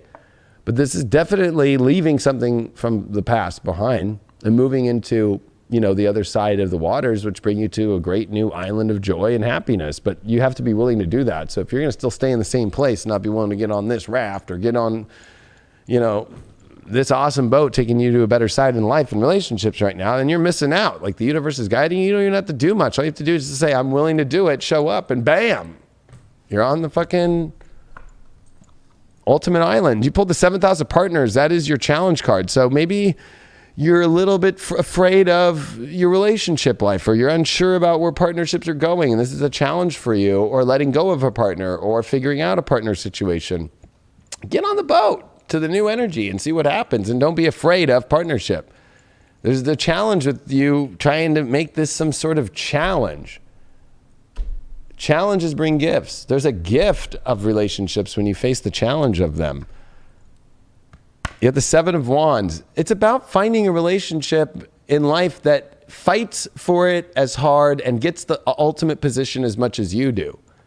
And that's what Scorpios need. They want somebody who's like all in like them. And so why don't you go towards the energy that feels like it's more all in instead of going towards energy where it's like, well, they're not really showing up all in. They're not really willing to put down and get the right position. And they'll fight for me. Because the one thing about the 7 of Wands I like is like, even when the closest people next to them are like, oh, I don't know if I like that person for you. They'll be like, fuck you. No, they're amazing. And you're going to see why. Like that 7 of Wands is that fucking, I have got the pole position and I've got the strong position here on the mountain hill.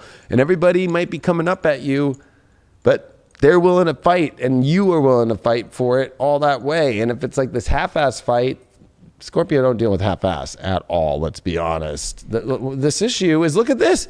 Your challenge about partnerships is because it's about going into a new life. That's all you have to do. Go into a new life to bring you the happiness in partnerships instead of holding on to a life that's not bringing you the one that you want. The shadow about the 6 of Swords here is naked before the stars. So it's almost like, I think that you're doing a lot of deep spiritual work that's helping you move to this new position. But I also look at this card as like being a little bit alone too much, right? Like it's only like you're naked before the stars only and you're behind this window. So it's like, it's kind of like you're in your own little glass window here. Like you gotta also bring your energy outside the window too and reflect from what you're learning from the universe and go to a new direction. So, it's great that you're doing this great like inner work right now, but it's also about bringing and integrating that into your reality too. You don't need to be in some like weird little like glass house all by yourself here. Glass box of emotions. The glass box of emotions. And the 7 of Wands pulled up because you got the Wheel of Fortune reversed. It's like the wheel isn't going to turn into your favor anymore by being in situations that, really are not fighting for it the way that you want to. I feel like the universe is trying to turn something, but it's like maybe you're fighting for something that isn't fighting for you. Or maybe you're fighting against the wheel to turn in your life, especially with the new life card here with your 7th house of relationships. That's the challenge and the way to get through it is the new life. So there's a lot of new energy, especially that Six of Swords moving into a whole new direction, whole new island that you never been to before. We'll see how that works for you this week, Scorpio. You did get the 6th house in Gemini with Pluto. Wow, so this is changing your whole entire reality, your whole environment, and also like getting deep communication-wise of the things that you really want in your life and actually going out and being curious about them. You need to be curious instead of being too finicky too, right? Because there's one thing about the 6th house that can get really finicky, and Pluto there, obsessive, and well, it needs to look a certain way. Okay, that's one thing, but maybe that you need to rethink that. How does that certain thing look? And rethink about how your routine, your day, your schedule is, and actually do things that make you curious and have conversations that are deep and intimate about the reality that you want, and you can receive it. You're a Scorpio. If you don't showcase something, then you don't receive anything. So if you're hiding in this little glass window and they can kind of see you, but they kind of can't, it's like nobody's going to open up that window and just jump in there for you, because you're putting out the energy of like, I don't know if I really want you to come in. Although the universe is like, you better let them in to go to a better fucking place. Well, we have it there. We have it, you know. We have the ability to move forward, and we have the ability to bring in that love, though, if we do work through that. You know, we all have these issues, and maybe Scorpio holds on to it just a bit longer. Maybe. A bit? Maybe just a bit too long.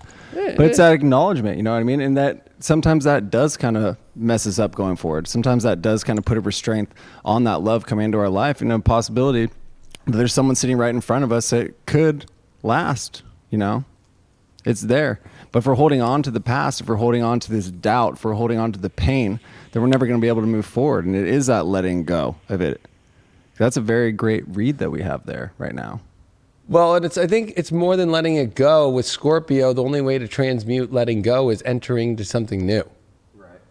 I mean, like that's right. Because it's like, if there's death or birth, right, that Scorpio rules, that means that there's already a preset birth on the other side of death. And that means there's the preset death that's got birth after it, and like vice versa. That means a preset birth is going to bring death. Like everything has to transmute, and on the other side has to be something. So I think Scorpios think that they have to like kind of like go to Vegas and do the Sands Hotel and then kind of like sit around and not wait. You do that when you have the plans for a builder that's going to build the new hotel over the Sands Hotel. You keep the Sands Hotel up and not waste the energy or the time or all this shit to fucking do until like, oh, there's a buyer and you got the place and you got plans for it and the city's approved it and all that shit, because you don't want to just, that's a lot to destroy that, like, you know, so like you just hold on, but you're not willing to just like sign the papers of I'm ready to go to try something new and just go into it, because Scorpios get over their old shit when they're in the new shit. Yeah, because you may be able just to learn by throwing yourself into that fire. Exactly what you're saying. You know, if you sit there and just kind of think about it and think about it and think about it, you're not really not doing anything. You know, progress, obviously, you know, you got to figure out what went wrong, but continue to move forward. You know, don't just shut the door and say, no, I can't jump into this new relationship because I'm still trying to figure out the last one. Yes, you need to take time to kind of figure out where the issues were, but continue to progress forward. You know, don't just let yourself sit there and wallow in the darkness or in that glass box of emotion. Continue to build on it, and you'll learn as you go through the steps. Boom. Libras. I like that.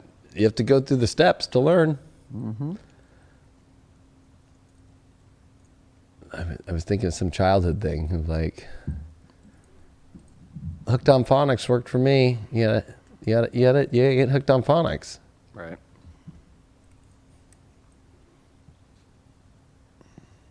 Or what was those commercials? Were they? I'm a big kid now. They were like, I think it's like the diapers that were for big kids or whatever. Yeah. Pull-ups. Pull-ups. Oh.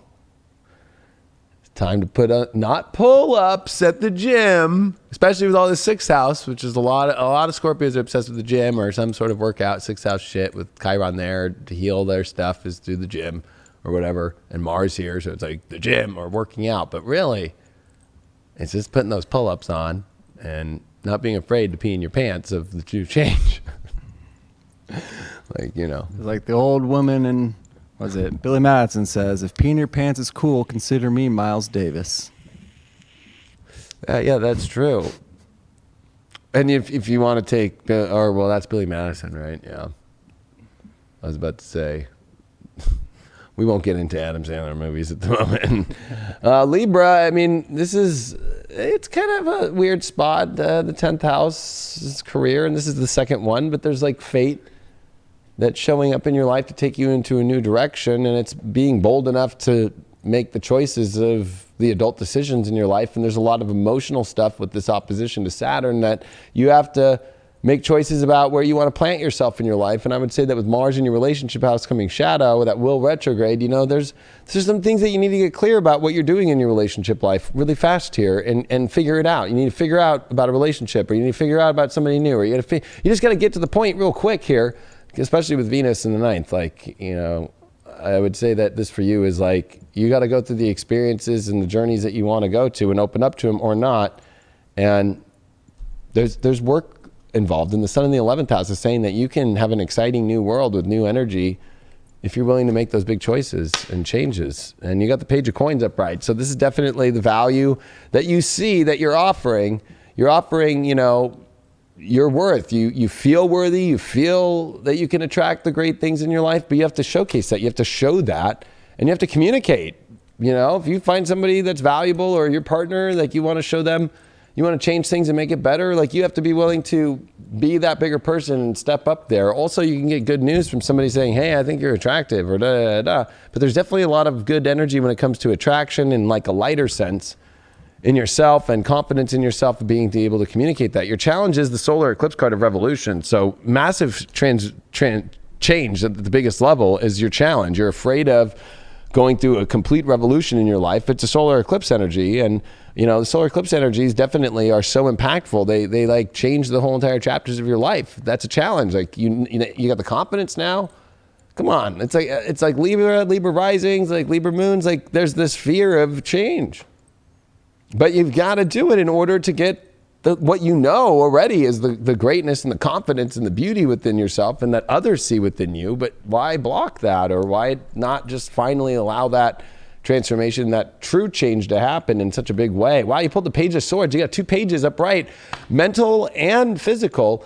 But the Page of Swords also is communication, that you can actually really have some exciting and stimulating aspects here of your life. And I think that Libras are feeling extremely confident right now, but you got to be willing to also speak your truth and be with people that speak their truth back. If you're trying to communicate to somebody and they're not communicating back, that's part of the thing that you got to stop. It's like, or the communication just doesn't make sense, or it just doesn't get in alignment.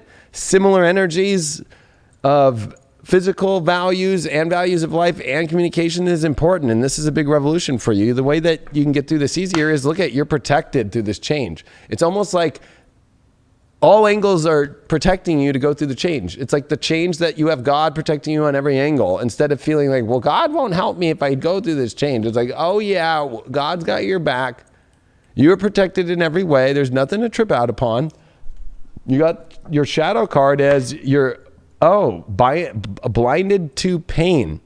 So it's almost like maybe you're not realizing that there is pain from, whether it's especially pain is always an after effect. It's not a momentary effect. Something happened to give you the pain.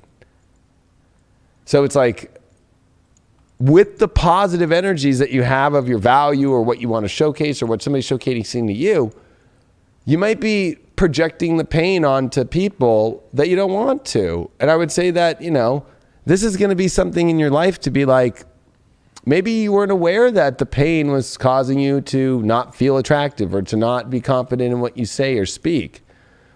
And I would say that this is about you like having a very conscious revolution and realizing that when you're confident means that the pain's going away. And the reason why that you pulled this Page of Swords here is you did it with the intention that your intentions have been probably off in certain relationship situations, because they were more towards the intentions that were not in alignment with the true intention of the truth. Like you were trying to make intentions off relationships that weren't in your truth at all, or they weren't connecting with their communication at all. And I think that was from a place of pain and that you were trying to protect yourself. But I would say that you're protected enough now to not be afraid of pain and to set the right intentions to get actually what you really want in your life and to be clear about that. That, you know, like in this card, it's, you know, it's a knife that's cutting. Is it cutting the rose or is it cutting the thorns off the nose of the rose? But it has an intention of what it's doing with it. With this reversal, it's almost like you were setting intentions of, I don't know what I'm doing, which is typical Libra, balancing things out. But you do know, and it's with things that make sense and what communicate with you, instead of putting intentions in things that don't have any understanding at all or where it's going. Like, stop putting that as an intention in your life to figure out. Your astro dice for this week is the moon in Virgo, and you've got that in the second house. A lot of second house coming up. Your self-worth of changing your life and your reality is a very important part, that you need to physically feel a change in your reality in order for you to feel wholesome again, or I would say that purification of life. You know, you need to feel that value through a mutation in your reality, especially when it comes to even maybe these specifics emotionally that you've always held on to that you want to feel. Maybe that needs to change because you're not getting anything there.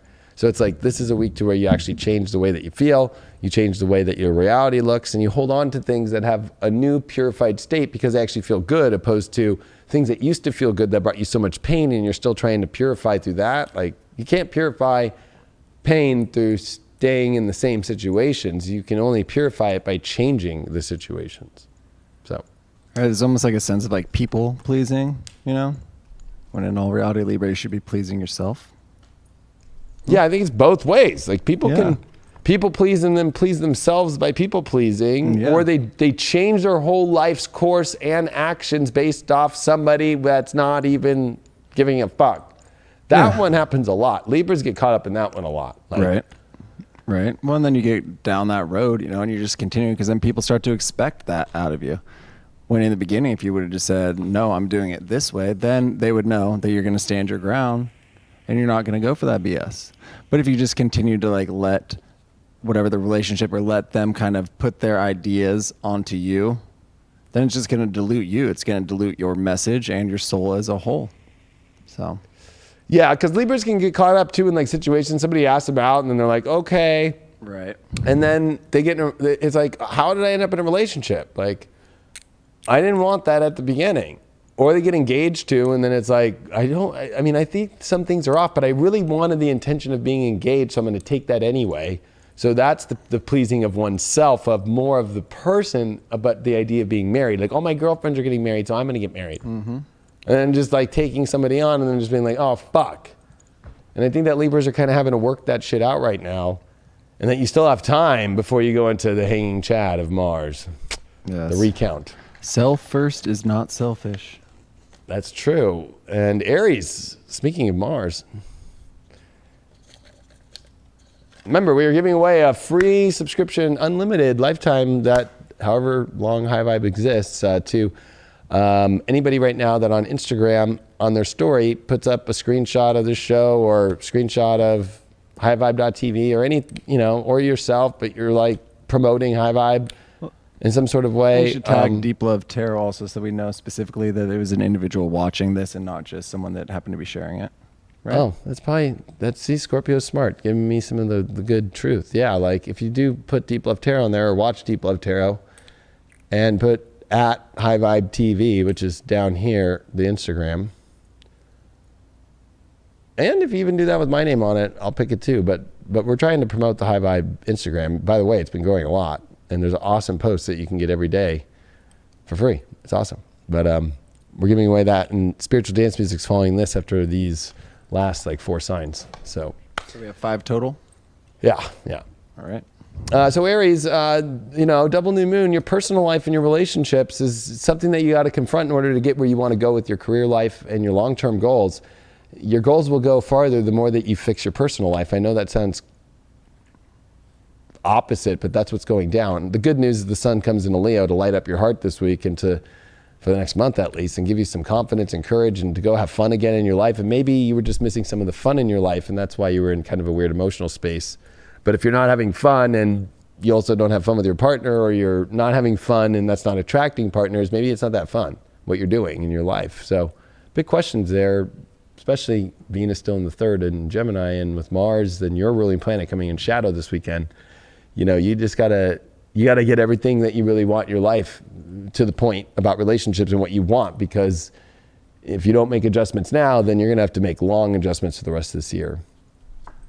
You pulled the Hierophant reversed. So yeah, I would say that, it's the marriage card upside down, but it also is, but it's not the true marriage card. It's like this traditional card. It's like, maybe the traditions of the relationship need to be changed, right? Maybe you have these traditional aspects that aren't working, or maybe you have a tradition that's keeping you from meeting anybody, because I know plenty of Aries that are blocked from meeting people, and I know plenty of Aries that are in relationships that are just like kind of running it like the wheel, but need some sort of change to happen. That's what they really want. Well, maybe there's traditions that just need to come to a close. There's rituals that you've been doing every day or every week or every month, and it's just getting like, change it up a little bit. You got to change it up. And you pulled the third house. So yeah, and your mind is the challenge. Is I think that maybe you're overthinking things, or you're thinking about the changes, but really it's about the actual physical removal of the rituals, physical removal of the traditions and where you've done, because you're overthinking things, or you're trying to understand everything before even doing anything about it, which is definitely not the Aries way. It's about do it and then figure it out, instead of figure it out and then do it. Like, there's something about an Aries is like, you're the one that gets the hall pass of like, just go do it. And then God's like, yeah, I'll help you figure it out afterwards. You know what I mean? There's other people that can figure that shit out too. Page of Cups in reverse. So I would say that, it's difficult for you overall to communicate your emotions right now. And especially if you're wanting emotions to happen and you're not willing to engage in the communication of it, well, they're not going to show up emotionally the way you want to. Like, you're the one who has to show up emotionally. You're the one who has to speak the emotions that you want. I think if you're waiting for somebody else to do it, you're going to kind of fall into this pit. And also, it's a fun card, the Page of Cups. Joy and easy happiness and just lighthearted energy. There's something overall that's not there that you have to get back. What do you have to do? Do it! Your shadow card that you got is fragmentation. Yeah, I think what's happening are the traditions and the rituals that you're in are kind of fragmenting you. And I think that it's like splitting those, kind of structures apart that you've given a lot of holy energy to, that you think hold the container of the relationship or hold yourself to be able to attract. So it's like, if you're single, you always do the same thing that you think works to attract a partner. That ain't going to work anymore. Or this is what keeps my relationship working, even though it's not working the way that you want to. It's about, it's like those are fragmented parts that it's creating something that feels like it's there, but it's not there. And that's what needs to change to not have that, to get that wholesome feeling. Why'd you get this third house? Time. Then I think that, I think that you're trying to figure things out and it's wasting a lot of time. Because does anybody really know what time it is? And does anybody really care about time? I think that you're taking too much time to think about things instead of doing. Let's be an Aries here. And you pulled the Emperor card reversed. Like, that's your issue, is that your emotions aren't being met the way that you want to, because you're not taking the action, the power, and the understanding that you have a lot of power and direction and can sway things the way that you want. And you can get the things that you want in your life, but why are you not doing that? It's like you're emotionally waiting for other people to have the power. You're the one with the power. You're the one that can change things, and people go along with you when you lead. You've got to be a leader again in your relationship life, and you got to lead by example of what you want in your life. And trust me, people follow Aries, especially they know how to. There's a natural part of you that everybody just goes, okay, like, you know what I mean? And every Aries I know in my life, they just tell me to do this. I'm like, okay, I'm like, what am I doing? I actually, as a Leo, go, what the fuck? I got pulled in by Mars. Wow. Uranus and Cancer in the 11th house. Well, I think that this is a lot of Uranian energy, 11th house and Uranus. So this is definitely a week of changing things up, but it's all for the emotional realm, your personal life. That your personal life needs to see the different worlds that it could be in, instead of focusing on the same world and how it should look and how it should all be. This is about like putting some spark into your life and shifting things up for you, Aries, in order for you to really start to get the connections in your life emotionally that you really want in your life, instead of disconnecting emotionally by staying connected to a world that's not bringing you fully. And you have to depend, which kind of life do you want to live? You might be getting a lot of emotion in an area, probably career-wise or something, but is it really all the connection that you want? There's something that's missing here. This is a misfire, and you need to get that rotor, and you got to get that distributor cap, and you got to turn it a little bit and get that motor pop, and get it back into gear, and fuck yeah, and change things, because maybe you've been running real lean lately, or you've been running off not all emotionally the right way. And so a lot of adjustments need to be made here. And it's a little bit of innovation. It's a little bit of risky, crazy, wild energy. And I think that that's something that you want anyway. So fuck it. And with that time, it's like maybe you spend a little too much time outside of who your true self is. Maybe you spend a little too much time focusing on who you think the outside world wants you to be, rather than being guided by that Martian energy, rather than guiding by your heart, rather than guiding by your true instincts as to who you are. And then you kind of get lost, and then you kind of just become that play, and it just becomes a fake. It becomes an act. And then you almost kind of lose yourself as to who you actually are, and you lose that power. And I think it's time to tap back into that. You find yourself, you find that truth. It's there. It's still in there. It hasn't gone anywhere. So Hasn't gone hasn't nowhere. gone anywhere. But it's hard to find yourself, once you feel like it's lost almost. But you just take the steps as to bettering it and to turning it all around and speaking your truth and getting back into that light. Well, speaking of lost, Pisces, I don't think all Pisces are lost, but they rule being lost. But actually, sometimes being lost is the path in life, going with the flow. Most definitely. Two different approaches, two signs right next to each other, the end of the zodiac and the beginning. Well, I would say that Pisces, this week's new moon you're having this double new moon happening, right? In your love house. I think that love and true love is truly what you are having to focus on in your life. But that opposition to Saturn are you in a world that even will bring that in? Or are you disconnecting from the world? Or are you in a world that's so weird that it's only attracting people that isn't the world that you want to be in from your heart space? You've got this weird opposition right now. You want a certain love, but you live a certain life that doesn't allow that to happen. And there's a conflict of interest there. And even if you're in a partnership right now, Pisces, maybe your partner's in a different world, or maybe your friends are causing issues with your partner, or weird shit like that you got to figure out, or the kind of people that you hang around, kind of fish that you hang around, the fish tank that you're in especially.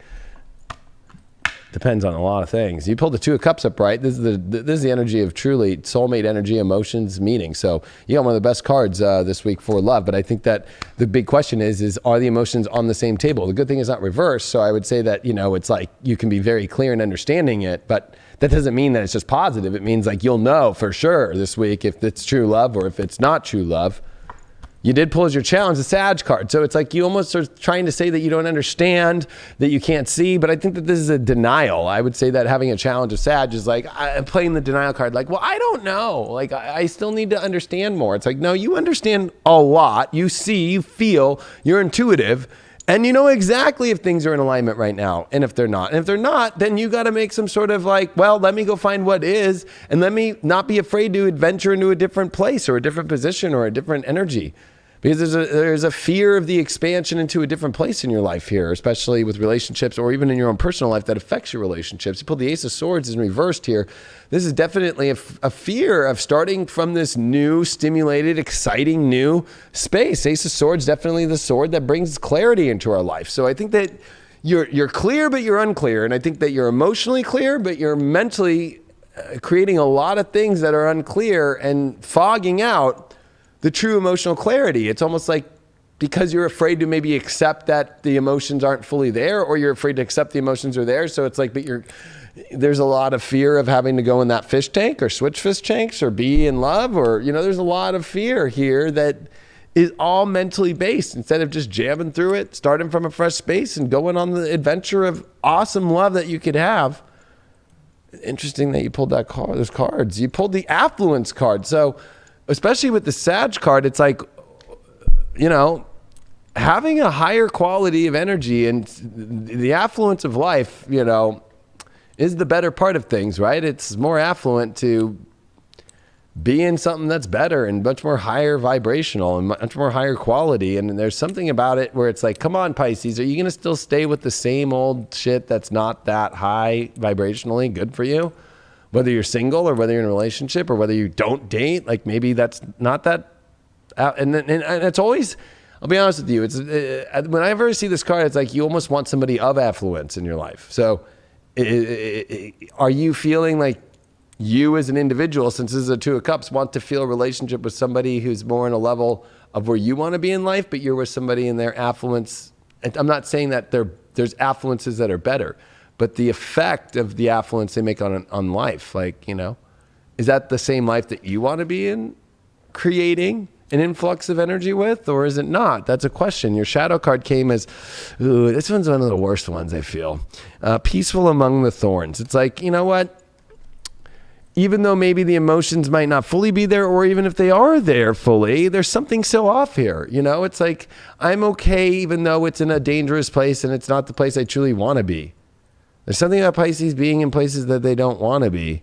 And that's because that you're choosing to stay there. And maybe that you're choosing to fill the other half of the cup with somebody else by adding that I'll accept this. And that accepting is filling up the cup to meet their cup.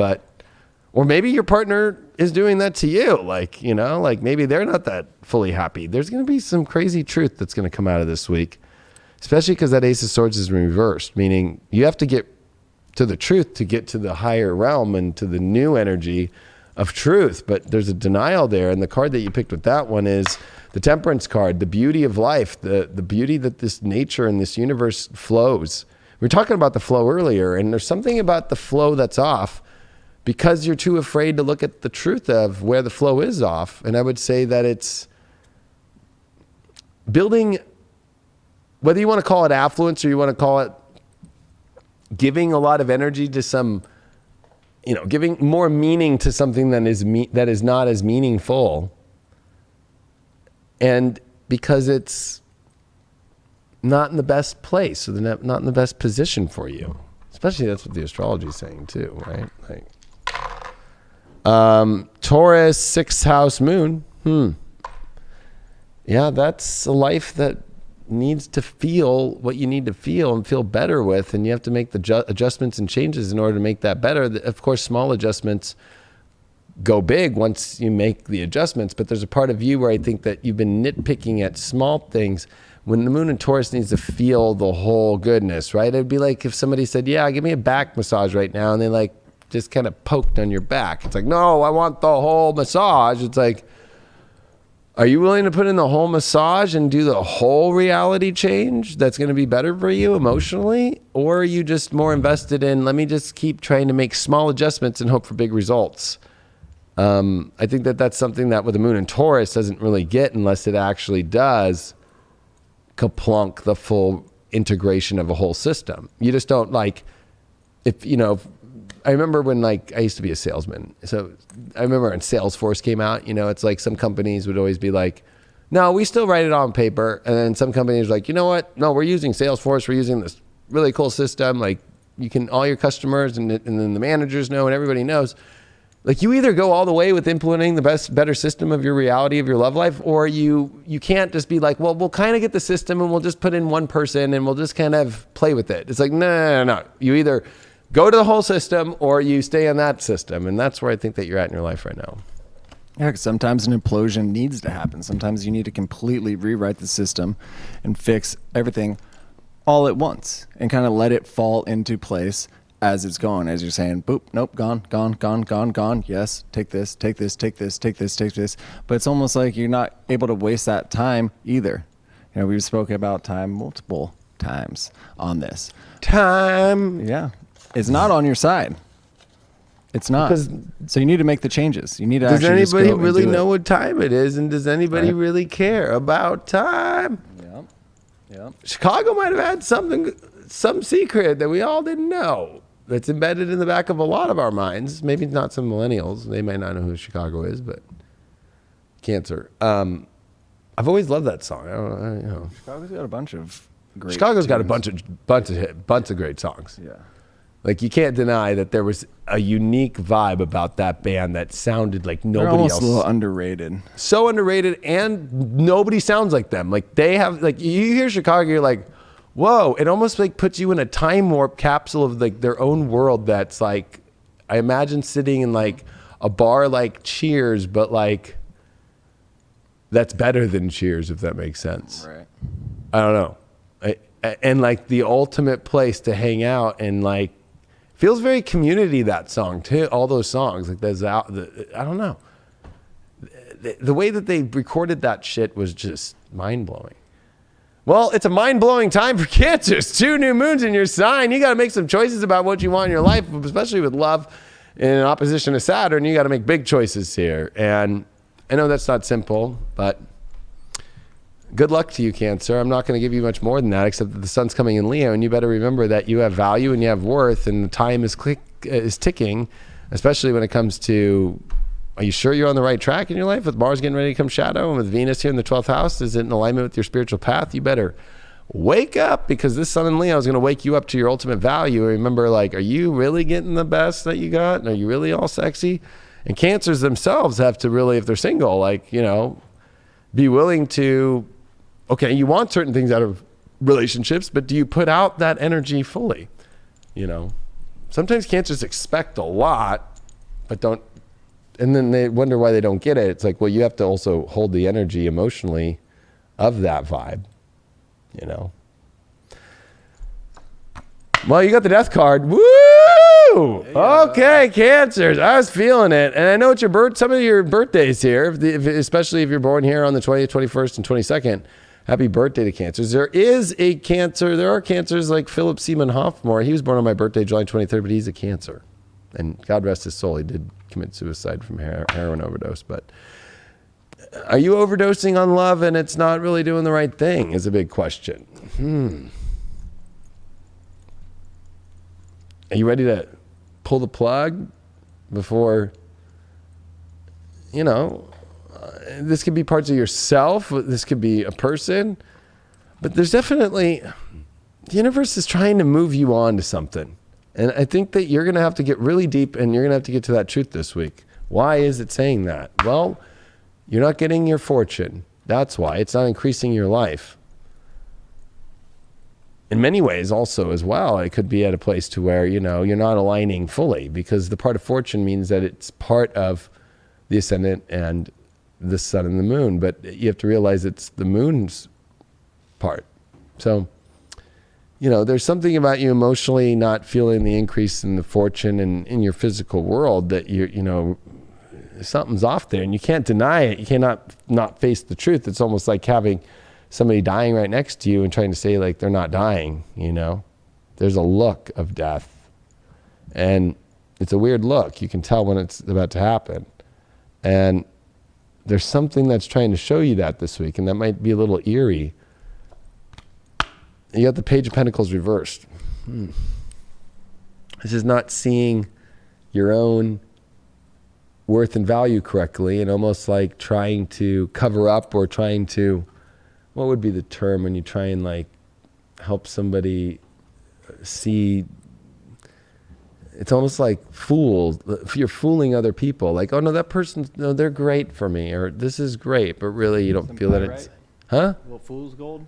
Yeah, it's a little fool's gold going on here when it comes to like, no, it's wonderful. Or when somebody pumps somebody up because they don't want to feel stupid that they're with somebody stupid, you know?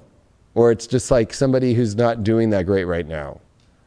Like, I have a lot of, actually, you know what's funny? It's my cousin Kendra's birthday today. Happy birthday, Kendra. I have a lot of Cancer cousin girls in my life.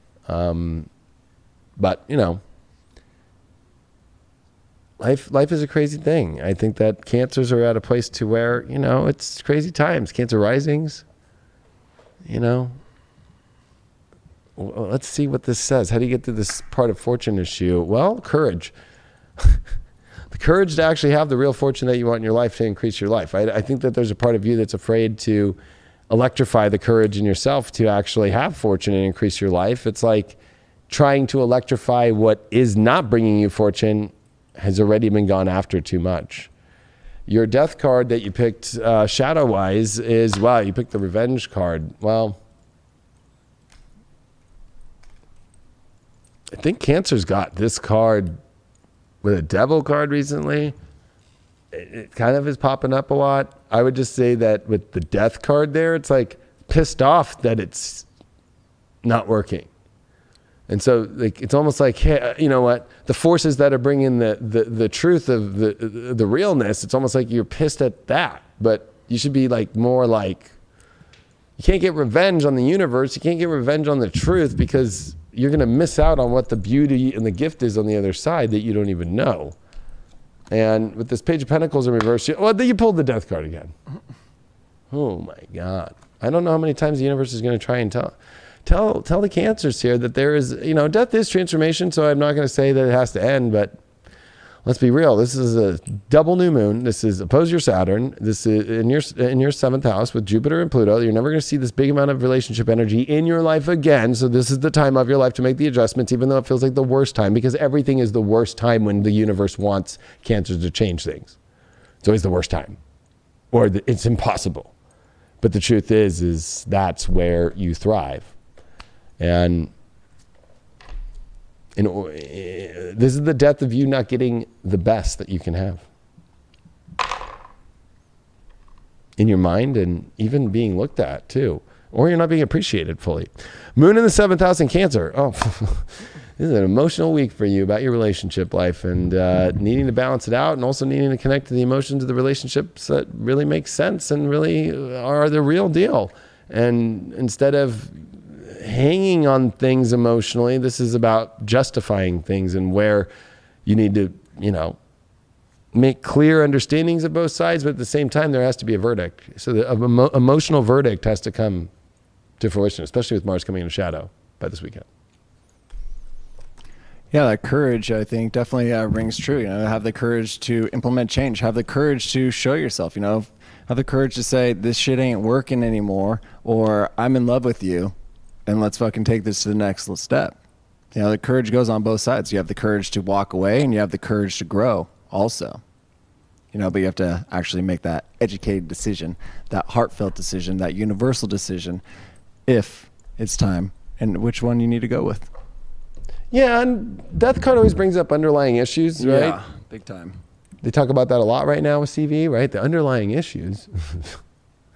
Well, this is the thing where it's like, what are the underlying issues that need to be the courage to be looked at that aren't bringing you increase in fortune? Like maybe you need to go to therapy. Maybe you need a separation, a break. Maybe you need more from them and they don't know that. Maybe you're not showing the things that you really like. Maybe you're not attracted to them anymore. And instead of being a mom all the time emotionally and like trying to help them be attractive or something, like maybe it's like that's creating the monster that you're not attracted to. There's a lot of these things that you're going to have to pay attention to very deeply. Well, we're on the last two, and it is Virgo. So Taurus is our last.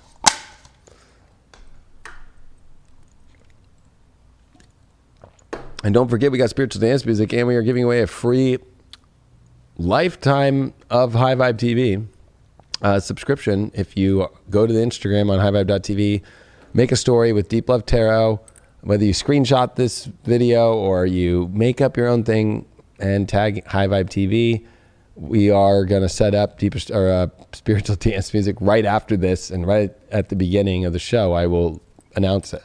So, and that show takes about 30 to 45 minutes for us to set up. It'll probably be around 10 p.m.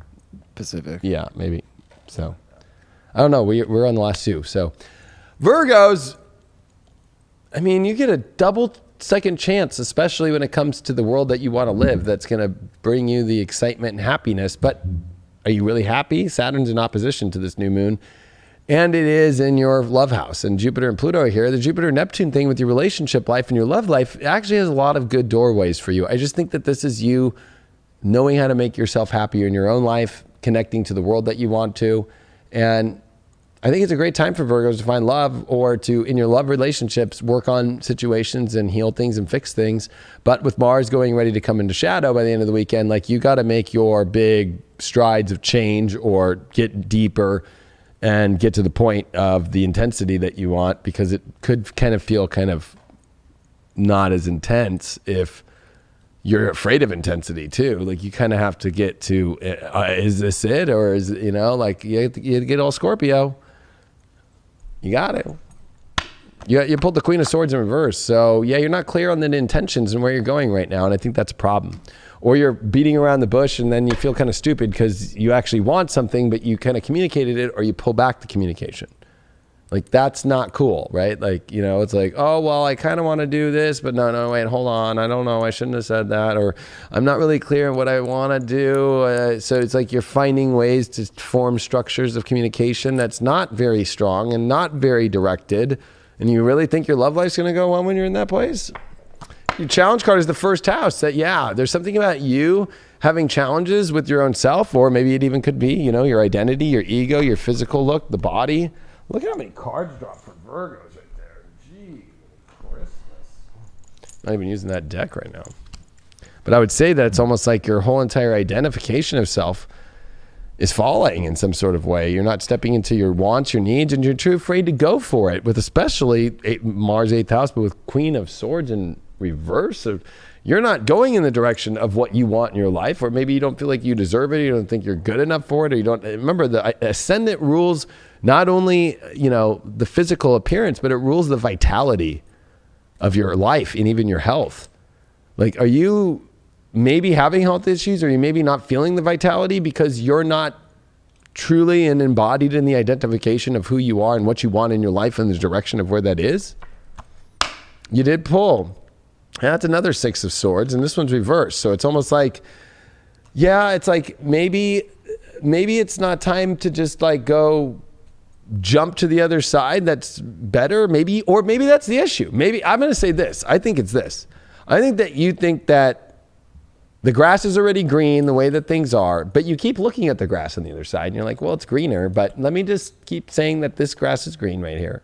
Like, you obviously need to maybe go at least check out, like, because this is a reversal. So it's more like a tour.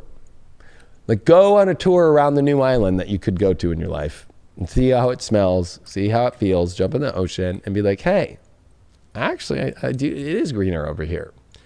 But if you're going to block yourself from seeing that, then you're just going to constantly keep looking. That's what you're doing. That's why you're misdirected. You pulled the Sacrifice card, which is with the Queen of Swords. So it's like, okay, the sacrifice that I think that's happening for you deeply, and I would say it is that you're not willing to sacrifice this mental idea of a direction that actually is sacrificing the love that you really want in your life. Like, you have this set idea that things should look and be and go this way, and you're calculating, but you're not willing to sacrifice that calculation to be incorrect. You're not willing to sacrifice that, that your misdirection is actually a misdirection, and by sacrificing that, you actually get the true direction in life. There's definitely a lot there. How do you get to this first house thing? Well, you got a new moon, and this is the new moon of post-Saturn. You got to grow up, and you got to go to the electrification of the world, and you got to start fresh, new. You got to start fresh, new energy of who you are in order to see what that looks like, instead of holding on to the old identity and the old body by not going into a new energy, a new emotion, a new place, or a new situation, or a new way the relationship's going to go. With the 6 of Swords in reverse about taking a tour to the new place, well, you got the Chariot card. Definitely go. The Chariot card is taking you to a place that's exciting and is everything that you've ever wanted to be. And it is the let go card and the moving on to whole new energies. So this is saying that, go on the tour, and you know what, if the tour is good, fully take that ride. The universe took you there for a reason. Sometimes we go on tours and we think we're not going to, I'm just going to go look at it. Next thing you know, you're driving the car home, or you fucking got the apartment, or you know what I mean? Like, that's life. And in your relationship life, what do you got to lose when you do it that way too? But control. Specific way things should look. 9th house, Venus. Man, that 9th house is popping up a lot. And there's a lot of doors opening this week. And Taurus, 9th house, Venus. Wow. That's a dignified Taurus, Venus, and it's in the 9th house. This is time for you to feel the best that you could ever feel in your life, and open up the doors to the best feelings that you ever have, and stop closing yourself up to them by your mind, and go experience them. Come on, Virgo. You got a great reading. It is that new love, that new life, that new appreciation of yourself, and actually going and getting it, for sure. You can't just sit back and just hope and pray. Sometimes we do that and we just get complacent within ourselves. We get complacent in the world around us, and then it ends up washing us right by. It ends up just drifting along. And then we're sitting there on the shores wondering, should I have gotten on that boat? The answer is yes. And you knew it all along also, but there might have been that scared tactic that you put within yourself, that we all kind of put within ourselves and say, no, don't do that. Don't go for your dreams. Don't go for your hopes. Don't go for that love. When in all reality, we know that we should have taken that risk, and that would have led us to a whole new brand situation that, never would have happened if we would have just sat back on that shore and let life just float on by. Boom. Because, I would just say that Willy Wonka's boat, it seems a little crazy. Everybody thinks it's crazy when it's going through. I think 2020 is like us going through when you get on the boat and it's like he starts going and I forgot all the lines, but where did it? And everybody's freaking out. And then you get on the other side and you're like, wow, look at all this. Well worth it. Well worth the ride. It is. And only Charlie and his grandpapa are fucking enjoying it and laughing. Everybody else is all terrified. Are you seeing that in life right now? Everybody's all terrified of 2020, and then you're like, I'm enjoying this crazy ride a little bit. Like, why don't you enjoy the ride a little bit? Like, loosen your mask a tad. Taurus, I'm not seeing bad. It's just your own stuff in your mind and in your soul of restricting yourself from the excitement that you want in your love life. Because this Mars in the 12th is the past and it's coming into shadow. And I would say that you need to cut past stuff off and cut off insecurities of your spiritual self and get out of your head of how you think it should all look and so forth. Like, and you got to also communicate what you want in life. That's what Saturn's asking. Like, what do you believe that you want? Like, say it. Saturn's like saying, come on, like, you can have anything that you want. You are the manifester. But with its Venus squaring Neptune and quincunxing Jupiter, it's not going to happen unless you are willing to learn how to understand people and connect with them instead of being the oddball of how you connect with people. Nothing to be scared about. You got the Nine of Swords reversed. I mean, this is like unwarranted fears about relationships or changes in your life to make relationships work that you are having to face. Your challenge card is the lunar eclipse card of change. Wow, you're so afraid to emotionally change situations, even though you act like you want to, but you hide this really deep, insecure fear that actually is no fear. You're afraid of radical change right now, but it's unwarranted because that's the change you actually want. So it's like, if you're afraid of it, I'd probably say that means that's something you want. And it's like crazy that you're kind of playing this like hard to emotionally understand place because nobody knows the real fears that you have. You're not expressing them. And if you do, it's still not the real thing. It's like you're not revealing the shift of the emotional places to go or what you're thinking in your head. You did pull the Ace of Wands. This is the rod that goes into the ultimate happier love place. And it does in this one, you know, unlock the key to happiness and love. So overall, you have to unlock to a whole new beginning, whole new start. Let definitely go of the past and start in a whole new direction. And I would say this is in your personal life because it is a lunar eclipse and it is a Nine of Swords. And these are just energies that are dealing with themselves. I mean, there's a dog here, but it's also reversed. And maybe you have an attachment to a place with a dog too, or whatever, that's too much. Like you got to like not end the relationship, but like realize that it's not just you and the dog. By the way, I got that when I was on Steve Harvey. He said, you judge no relationship on no dogs. Like, it's like, when I was on that show, I was like, you know what? Yeah, dude. Like, people who base a relationship off their pets have a relationship more that the pets are in a relationship than the people. I won't cry for you. This is your issue. Is like, you're not showing your really emotions. Like, it's like, but underneath you are, but you're not fully expressing them. You're terrified to express your true feelings.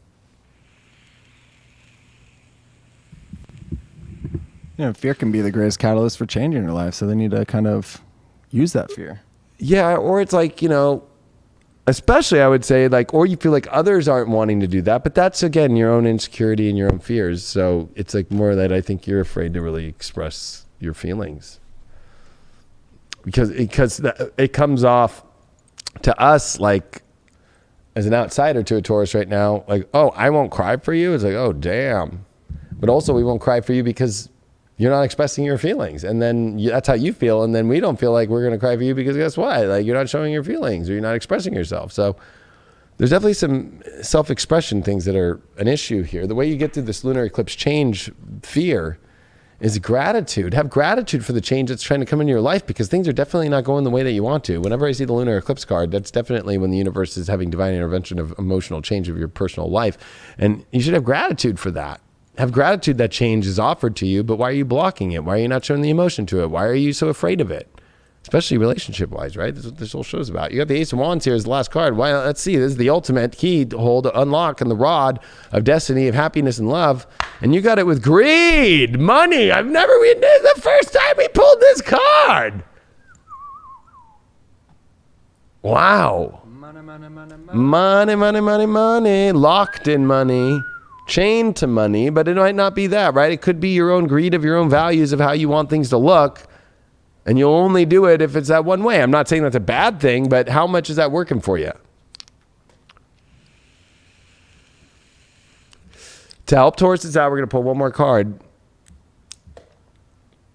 And we'll pull a shadow card to that greed because that is pretty shadowy. Look at that. To be or not to be, perchance to dream. Like, you're obsessed with the way that things should be and look and have, that you're even unsure if you even want it. So what you're greedy about, insecure, not known what you want to do. So it's almost like you're paying your whole love life with, I don't really know what I want to do. And that's what you're buying. And that's what you're greedy about. Like, you're like, I want more of that. It's like, okay, have fun. Nobody's crying for you then. And then, but you want people to cry for you, but then you won't cry for them because you don't know, do I really want this? Do I not want this? Like, this is a lot of gratitude that you're going to need to have to allow major emotional change to happen in your relationship life, or you're just going to be sitting in the nothingness. Remember, spiritual dance music's right after this. Oh, yeah, the dice. See, I almost didn't do it for Tauruses because I felt like, who knows? Scorpio, 8th house, Neptune. Oh, this is dealing with sex, intimacy issues, and trust issues, and, sensitive issues about fear of loss, fear of change. And this is an illusion that you are losing the game because you're so not connecting and not intimate and not intense and not allowing that to happen. There's a subconscious block. There's a insecurity there. And it's funny, this is also a blurring of the boundaries. Maybe the boundaries are too steep, or maybe they're not there at all, which actually means that there's nothing there, because maybe things without boundaries are nothing at all. Ooh. Wow. Wow. So now, go on, please. Yeah. Well, and I was going to say, and with the Taurus and with the boundaries, I mean, they're easily kept in cages. If you think about it, Taurus, bulls. I'll tell you a little story. Oh, please. I'll tell you a little story. When I was up there in Oregon, we had these bulls on the property, and they had a little electrical fence. And those bulls were testing it out, and they were getting shocked. But then one day the power went out, and it never turned back on. And those bulls, they stayed in that cage for a while until one of them mustered up the courage to go test that fence again, realized that there was no voltage running through it, and they busted out. And that was them getting over that fear, that fight or flight that's in all of us, that's in every animal, that's in every human being, that's, maybe it's in plants as well. I don't know. But it's in all of us. And you need, at some point, you need to use that for your own power. You can't just sit there and be afraid of the change. You have to test the boundaries sometimes. You have to break through those boundaries to really live your fulfillment in this life. And it can be scary, it can be painful, but you'll make it through. You will. And we'll be here for you as well. And that's all I got, my friend. Yeah, and we've got a lot for you. Remember, we are giving away a free full lifetime subscription to High Vibe. But you got to show up for spiritual dance music, which will actually be, I think, not 10. I think it'll be more around 9:30. I think we can get this done in an hour. So, maybe 9:45. But we're going to have a good time. This show's the best. And we're going to give it away. Make sure that you go on the Instagram of @HighVibeTV. Make a story. Put Deep Love Tarot. Promote it. And just make sure that you put @highvibe.tv in that story so we get seen that as a story. We can also reshare it. Make sure your privacy settings are also at a situation to where we can showcase it on our own. And, bam, we're going to pick from that right when we start spiritual dance music here in the next hour. Hell yeah. And please share the show. We love you anyway all the time, and all those high vibers out there and all of you YouTubers on the Leo King channel and everybody that just is there for us and support. We love you all. I know it's a crazy world out there, and we're always there for you, and we want the best for you all the time. We want the best happiness for you and the best love. And we're in a time right now where what else really is there in the world that is that great, right? It's love. And so don't fuck with that shit for all these other fucking crazy weird things out there that really leave you feeling empty. Love y'all. Love y'all.